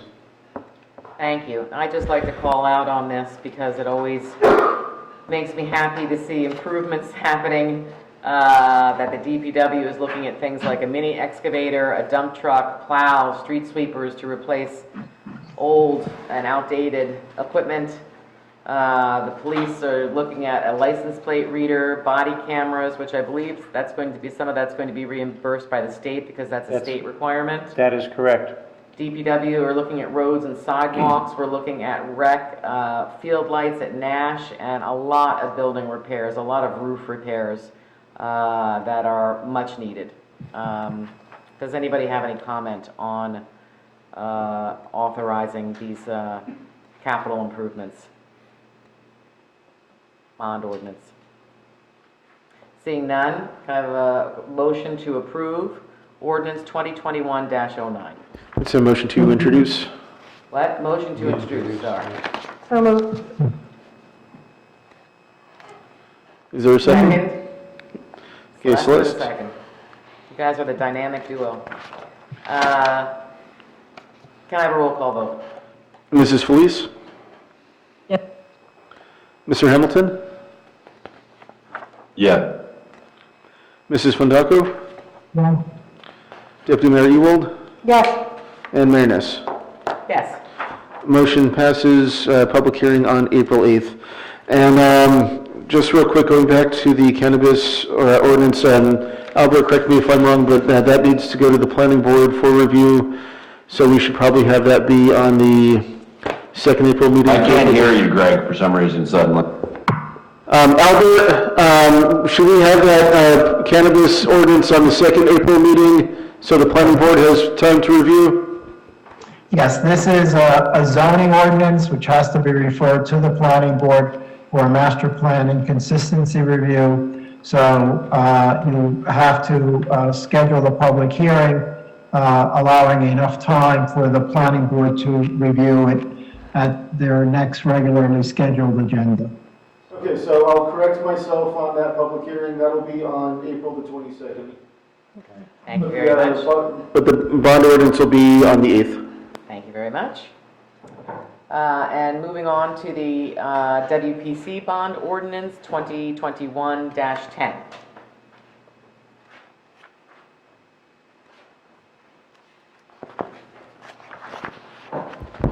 Okay, this is capital ordinance of the Township of Chatham and the County of Morris, State of New Jersey, authorizing the undertaking of various improvements in by and for the sewer utility of the township, appropriating therefore the sum of $200,000 and providing that such sum so appropriated shall be raised from the sewer utility capital improvement fund of the township. And just so people know that this is a expenditure for pump replacements and a roof replacement at our facility. And we're also going to try and fit in a special microscope for the lab, a computerized microscope for the lab. Terrific. Yes. Terrific. Do I have someone who would like to move ordinance 2021-10? So moved. Okay. So Stacy, let's give Stacy the Celeste the moving it, and we'll give Stacy the second this time. Change it up a little bit. Do I have any comments, questions, or discussions on the bond ordinance for our sewer utility? Seeing none, can I have a roll call vote? Mrs. Felice? Yes. Mr. Hamilton? Yes. Mrs. Fondaco? Deputy Mayor Ewald? Yes. And Mayor Ness. Yes. Public hearing on April 8th. Thank you very much. We're going to move on to the consent agenda. Do I have a motion to approve? Actually, Greg, could you please read the consent agenda? Resolution 2021-105, receipt of reports. 2021-106, approving meeting minutes. 2021-107, approving executive session minutes. 2021-108, refunding permit fee. 2021-109, authorizing a municipal real estate tax appeal. And 2021-110, authorizing solicitation of quotes for Colony Pool concession stand. Thank you. Could I have someone move the consent agenda? So moved. And a second. Second. Thank you, Mark. Any discussion on any of the items in our consent agenda? Okay, seeing none, roll call vote, please, Greg. Mrs. Felice? Yes. Mr. Hamilton? Yes. Mrs. Wendako? Yes. Deputy Mayor Ewald? Yes. And Mayor Ness. Yes. Motion passes. Thank you very much. We'll move on to our non-consent agenda. And I believe our first resolution up is 2021-112, which is the recreation start times. Greg, if you could read that, Yeah, please. because 111 is the marijuana one, so 112 is resolution of the Township of Chatham, County of Morris, State of New Jersey, establishing the Sunday start time for organized sport use of recreation fields within the township. Thank you. Just so the committee members know that, I'm sorry, can I have somebody move Resolution 2021-112? So moved. Thank you. Second? I will second. Thank you. Just so committee members are aware, this has been an issue that has been before the Joint Rec Committee for about a year and a half. And it got waylaid because of the pandemic. So I just want to kind of frame the issue as it's been presented by the Joint Rec Advisory Committee. Rec sports, and I think Jude Taraska, who's president of the baseball club, had alluded to this. Rec sports are already being played on Sunday before noon. They've been played on Sunday before noon since back when my kids played football, and they're 23 and 21 now. So we played rec football on Sundays before noon. And there, with increasing participation, parents have come before the Joint Rec Committee saying, we're playing out of town, why can't we play in town? Why can't we play on our fields? And that led the Joint Recreation Advisory Committee to come to the township, and we'll be going to the borough to request that Chatham Rec parents and the kids be able to play games not out of town, but in town, not starting as early as some other towns, which they start at 9 o'clock, at 9 a.m. on a Sunday morning, but kind of splitting the difference between the two, which would be 10:30 a.m. As Jude mentioned, if they were able to start a game, they would be able to get an extra game in on the day. So that's really the issue. Do we allow our fields to be used starting at 10:30 and our parents to stay in town with their kids to play sports, or continue to restrict the fields so that they just go to another town? Does anybody have, this resolution changes this to 10:30? We have never had it codified that it was at 12 noon. The borough does have it in an ordinance that it's noon. We've never had an ordinance for that. So this is a resolution, so it only lasts for a year. So it's not in ordinance form. Is anybody not in favor of moving the time for sports? I have a discussion point on this, which is, I'm curious if I realize that the process for introducing something, and we had a guest speaker from the Joint Rec at our last meeting, and the public process. So I acknowledge that how that works. But I'm curious if there has been any individualized effort made to communicate with the residents immediately adjacent to or in the closest proximity, similar to what happens when you get a building variance or something. If there was any effort made to reach out independently or individually to people who live, immediately behind Destiny or near Shumpike or what have you, and alert them to this, absent them having to be following these meetings closely? Not that I'm aware of, no.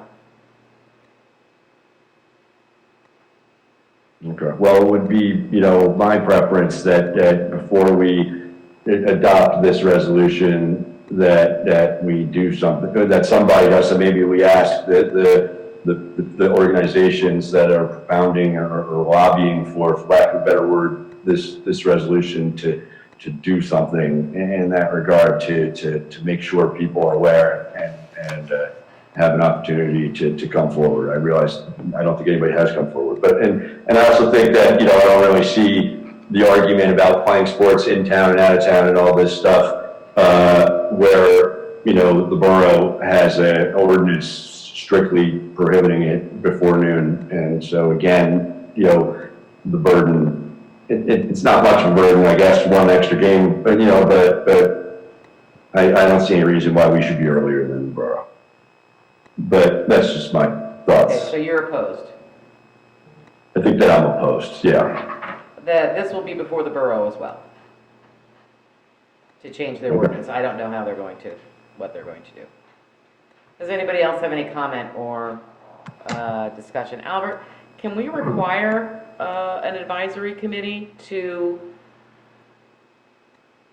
notice people? Like, do we have to notice members of Colony if the rates are going to go up? Do we have to notice people who live by a field if that there could be a change in timing? No, you do not. I think what Mr. Hamilton was suggesting as a courtesy to the residents, to notify them and give them an opportunity to come to the Township Committee and state their position. So there is no legal requirement. This is merely a courtesy. There are two concerns that I would have is one, who to notify. Would it be people that are adjacent to it or within 200 feet? What would be the standard for the notification? If the notification is to be made, it should be made by the township government and not a voluntary organization. And thirdly, because there is no legal standard requiring that notice be provided, then if you start giving notice for one thing and not another, you're going to have difficulty distinguishing it. So from my perspective, it's either an all or nothing proposition. It's not required by law, but then picking and choosing who you give notice to and when you give notice to, I think becomes problematic because the argument will be as, well, you gave notice in this instance, you didn't give notice in this instance, why is there a disparity? So that is the concern. My general guide is give the notice that is required by the law and not more and not less. I actually don't have a problem providing, I certainly get, we don't want to get into that whole situation, Albert. I certainly appreciate your advice on that. But if the committee feels like this was not noticed, I agree with Albert. I don't think you make a special notice if we want to table it so that people have an opportunity to come the next time. I don't think that's unreasonable. I don't think that's unreasonable either. I think there is some precedent. I understand the concern that Albert expressed, and it's a valid one, generally, but I do think that there is some precedent. I could be wrong on this, but I think I'm going straight from memory here, but there is some precedent on providing such courteous type notice that I understand is not mandatory when there were some other projects involving lights and major work at some of the fields. I agree. I think it's a courtesy issue, not a legal obligation. I don't remember. Having covered the lights going up at Nash, I think it was just the largeness of that development, Mark, and the publicity that it received through that it drew residents to it. I can't tell for sure. I don't really remember if people were noticed or not. If there was notice, I would have sent it and there was no special notice. Greg is saying that he would have sent it and there was no notice. I think it was just a big community project, a big fundraising project, and the decision to add lights brought out a lot of residents. I don't have any problem tabling this and giving people the additional opportunity and notice this about Sunday field times to see if residents want to come out and speak about it. Is that the desire of the committee to table this until the next meeting? Suggest rather than taking a formal motion to table it, we can just save it for the next, defer action to the next meeting.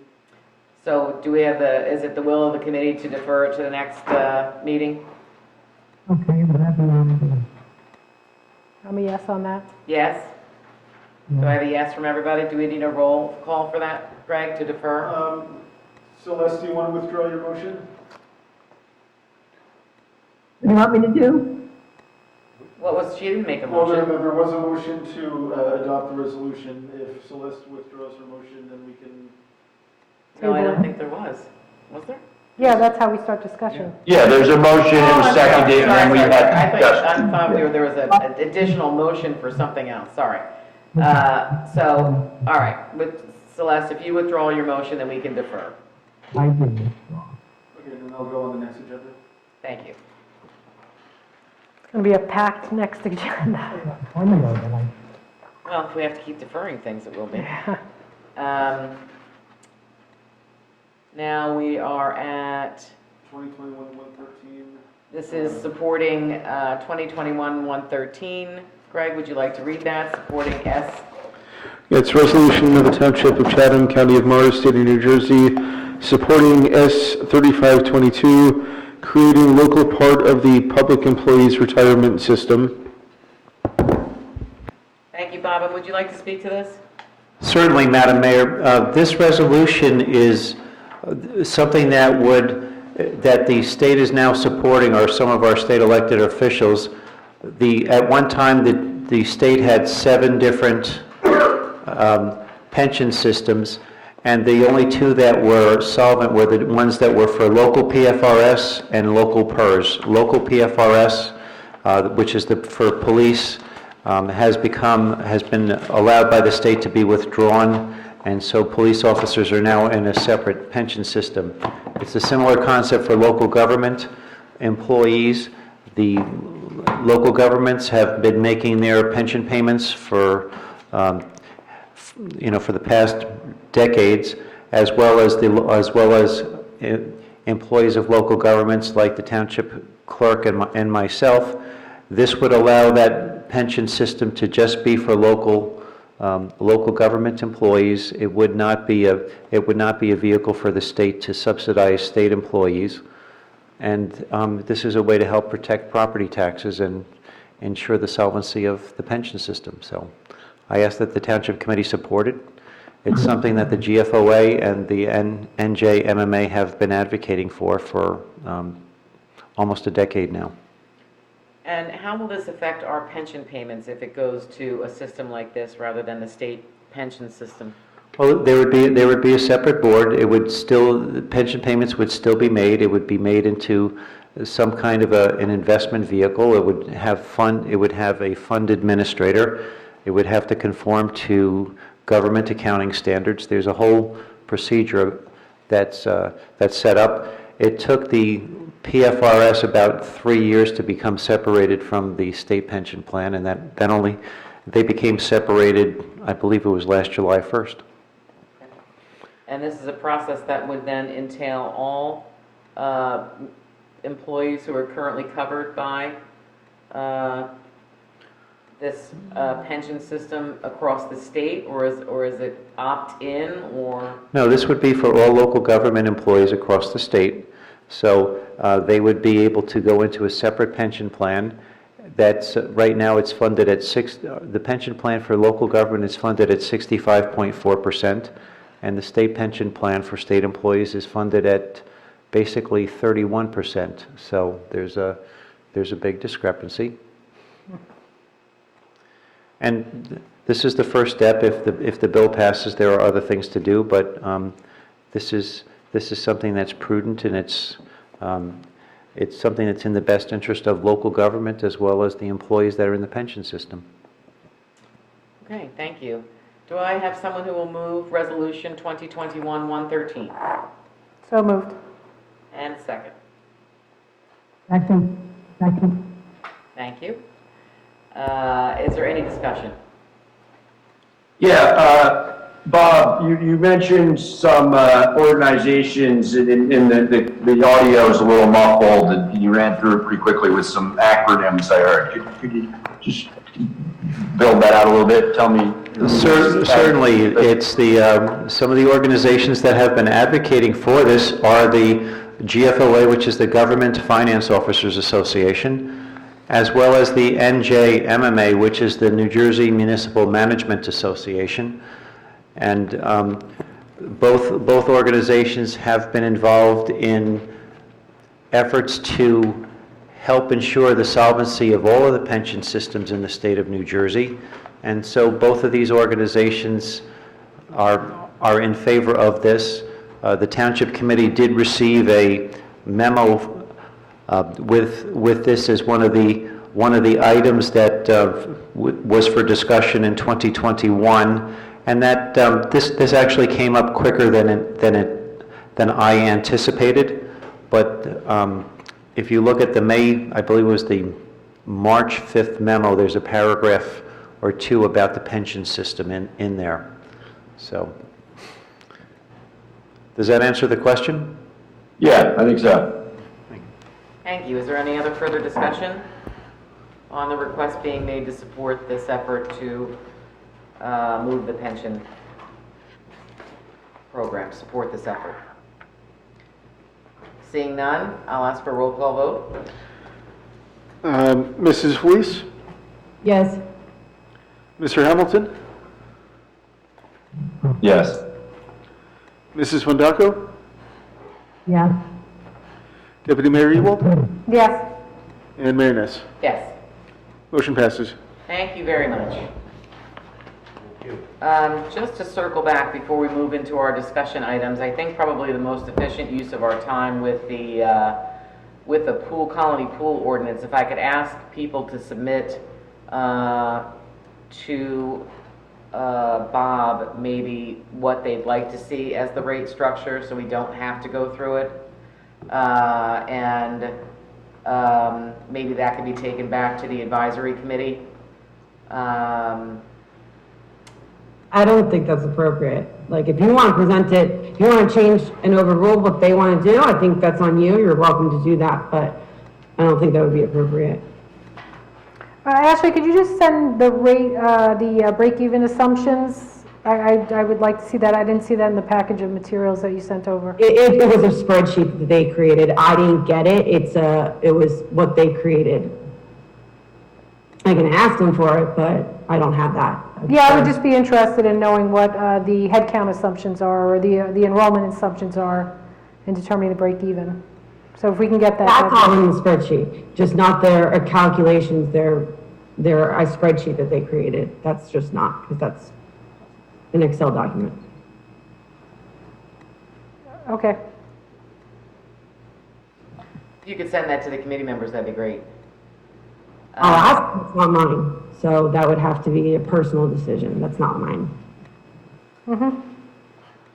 All right, then we'll just have to go through this process again at our next meeting. I was going to try and make it a little easier. All right, let's move on to our discussion items. We are in our second year of doing our goals and objectives. We are a little late this year, but we're going through it nonetheless.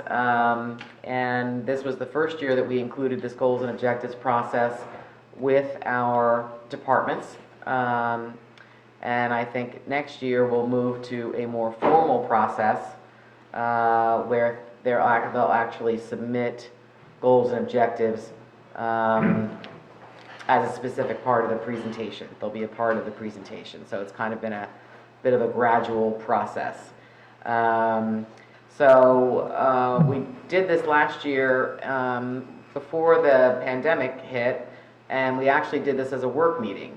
Sometimes we have work meetings where the public is invited to attend and we can all just discuss things and work towards getting larger issues together. So what you had given to you was our 2020 goals and objectives. And then everyone was asked to make any additions that they had that they'd like to see for 2021. And Bob has provided us with a 2020 and beyond the goals and related objectives. And so we can go through them because the goals have not, I don't see any additional goals, but some of the subcategories or objectives have changed. So I'm going to go through them since the public doesn't have a copy of this. The goal number 1, proactively plan for affordable housing obligations for future development while working to maintain the character of the township. And the additions to this for this year are to task the Affordable Housing Committee to begin the process of planning for round 4, including advocacy at the state level. Satisfy our third round housing obligation in the lowest density possible. Madam Mayor, there was also one that includes the 12 units, but all of the requests from the Township Committee are in italics, just... Those are the ones that I'm reading. Yep. Wrap up the third round. Start discussions with like towns to coordinate and advocate for different process that allows for a proactive response to a fourth round ask. Smaller, more inclusive development, limiting or removing fair share housing from the process to lessen legal costs, advocating for infrastructure costs along with development. Oh, I'm sorry, I missed one. Pass a resolution to join over 30 municipalities that have directed Trenton legislators to do their job and fix broken affordable housing legislation. Working within the League of Municipalities, Association of Business Administrators, and our Affordable Housing Committee to advise on a proactive approach for our fourth round. Continue with the development fee and tracking of affordable housing costs and expenses. Include a future-looking addition to the master plan addressing how affordable housing fits within our community. Have a quarterly meeting with the school district and the Board of Education on development and impacts to the district. I'm assuming that that's as a result of any planned affordable housing. Is there any discussion on the goals and the objectives? I think you can probably combine some of these. Yes, we just wanted to, we wanted the Township Committee to see all of the goals that were submitted in. Right. Yeah, I would just say G and H to me have to do with advocacy, and or at least some of the parts that emerge in H are related to advocacy. And that is something that the Affordable Housing Advisory Committee is tasked with, is figuring out what that advocacy looks like. We talked about this beforehand. Instead of that blanket statement of, fix the legislation, we want to be able to go with them with very specific requests. So I would just, lump some of those things into a general, either tasking the Affordable Housing Advisory Committee with, those advocacy charges, or, just making a general statement to consider measures for state and federal advocacy to improve the affordable housing process. Ashley, you're muted. I don't know if you know. Are you speaking? No, I'm talking to myself.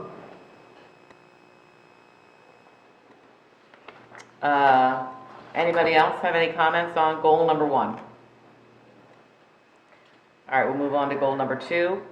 Continue to manage the township's needs in a responsible manner.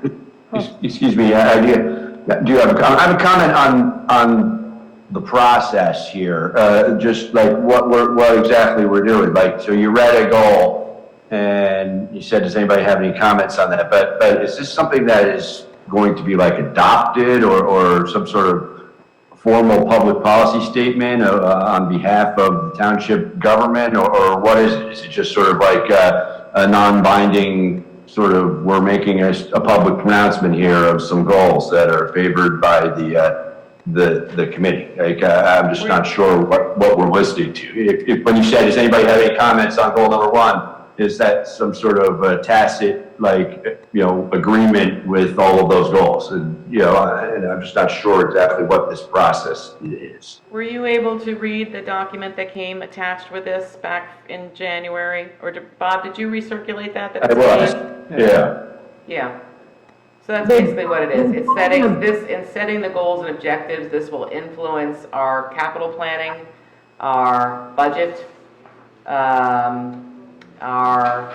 it's really kind of a best practices, right? Like what businesses and other towns and other communities do. You set goals and objectives each year. This is the Township Committee's goals and objectives. There are goals and objectives for each of our departments that tie into 1 year, 5 year, 10-year costs. So it's part of a larger process. So yes, we do adopt these. It was sent around to everyone, and I think everyone read them. It is 10 pages long. It just seems a little unnecessary to read every single one of them. Could maybe we just, in the spirit of expediting the process, assume that everybody has read them and just say, does anybody have an issue with any of them or anything like that? It's really more for actually the residents to understand, if we still have residents on. They don't have the benefit of having this document. So, one of the things that's important in community is to, have these discussions in public. Right, but we can post it on the website, so for everyone to take a look at. Yeah, we will. Okay, well, that makes it easier. Okay, so you're not in favor of discussing any goals and objectives? I read it and I was okay with it, and now it's 11 o'clock at night, and I know in our bylaws, we're not supposed to introduce any new information or anything past 11, so I just thought we would try and move toward a more expedited fashion. How does that work? Were we supposed to vote to pass, go past? The discussion started at 10:59 and made it under the time. Oh, okay. Oh, darn. Wow. This has been delayed so many times. It's not, but I get it. It's 11 o'clock, and I don't have a problem with that. But wait, Why don't before we go, yeah, I have to make an announcement before we stop. Yeah? It's not about this. I just want, I have another little one. Sorry. Jeez. Okay. I would love for this to be more of an iterative process than a more engaged process, because it is setting the goals. Mark, to answer your question, it is setting the larger kind of macro goals and objectives for the township. And then this process rolls down throughout the departments and committees. So it does deserve a good amount of discussion. And so maybe 4.5 hours into the meeting is not an appropriate time to kick off that. It's funny, our clock is broken here. I keep looking at the clock and I keep thinking that it's like 10 after 10. No, it's 10, yeah. No, it is after 11. Oh, all right, my bad then. Okay, well, we can't keep moving things. We can't keep moving things to another meeting. But we will, Well, we don't have the budget next time, so. we don't have the budget next time. Okay, fine. So we'll move, do I have a committee consent to move this forward to our next meeting? Yep. Yes. Okay, good enough. Most Thank you. definitely, yes. And then I would expect to have a pretty full conversation about this. I think, Maybe it could be added to the beginning of the agenda then. Where more people are engaged and more well, people are. discussion items fall in a certain place on the agenda, but. Yeah, the format for meetings was spelled out in the bylaws approved in January. In here. The format for meetings is spelled out in the bylaws that were approved by the committee in January. All right, so we are at the end of our meeting. We are at a second public comment. No, we already had second public comment, did we? No. Second public comment hearing for the hearing of the citizens, please.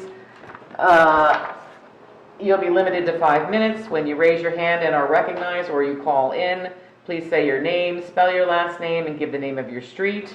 All comments will be limited to 5 minutes.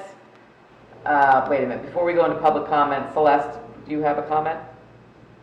Well, I left something off of my environmental, report. Can I make it now? Okay, go ahead. Okay. On April 21st through the 22nd, there'll be a native pollinator plant sale hosted by the Great Swamp Watershed Association and sponsored by organizations such as our Environmental Committee. And the sale is from April 1st through the 22nd, and the pollinator plants can be ordered online. And there'll be a kickoff on April 1st from 12 to 12:30 with a Zoom meeting, gardening for pollinators. And that's with Hazel England, who is the Director of Education and Land Steward Outreach. And so that's, I just want to get something nice out there about the flowers. Thank you. So a pollinator plant sale. Great Swamp Watershed Association pollinator plant sale, April 1st through the 21st. Check out their website and check out our Environmental Commission website. Okay, public comment period. Greg, do we have anybody? Not at this time. Seeing no one, we will close the public comment period. And we are not going to go into executive session after this, so can I have a motion to adjourn? So moved. Second. Second. There we go. That's a way to join in, guys. All right. All in favor? All in favor? Aye. Thank you, everyone. Thank you all. Night, Albert. Happy Thank you. Passover to those who celebrate. Happy Easter to those who celebrate. Be well, be kind. Good night, everyone. No. Good night.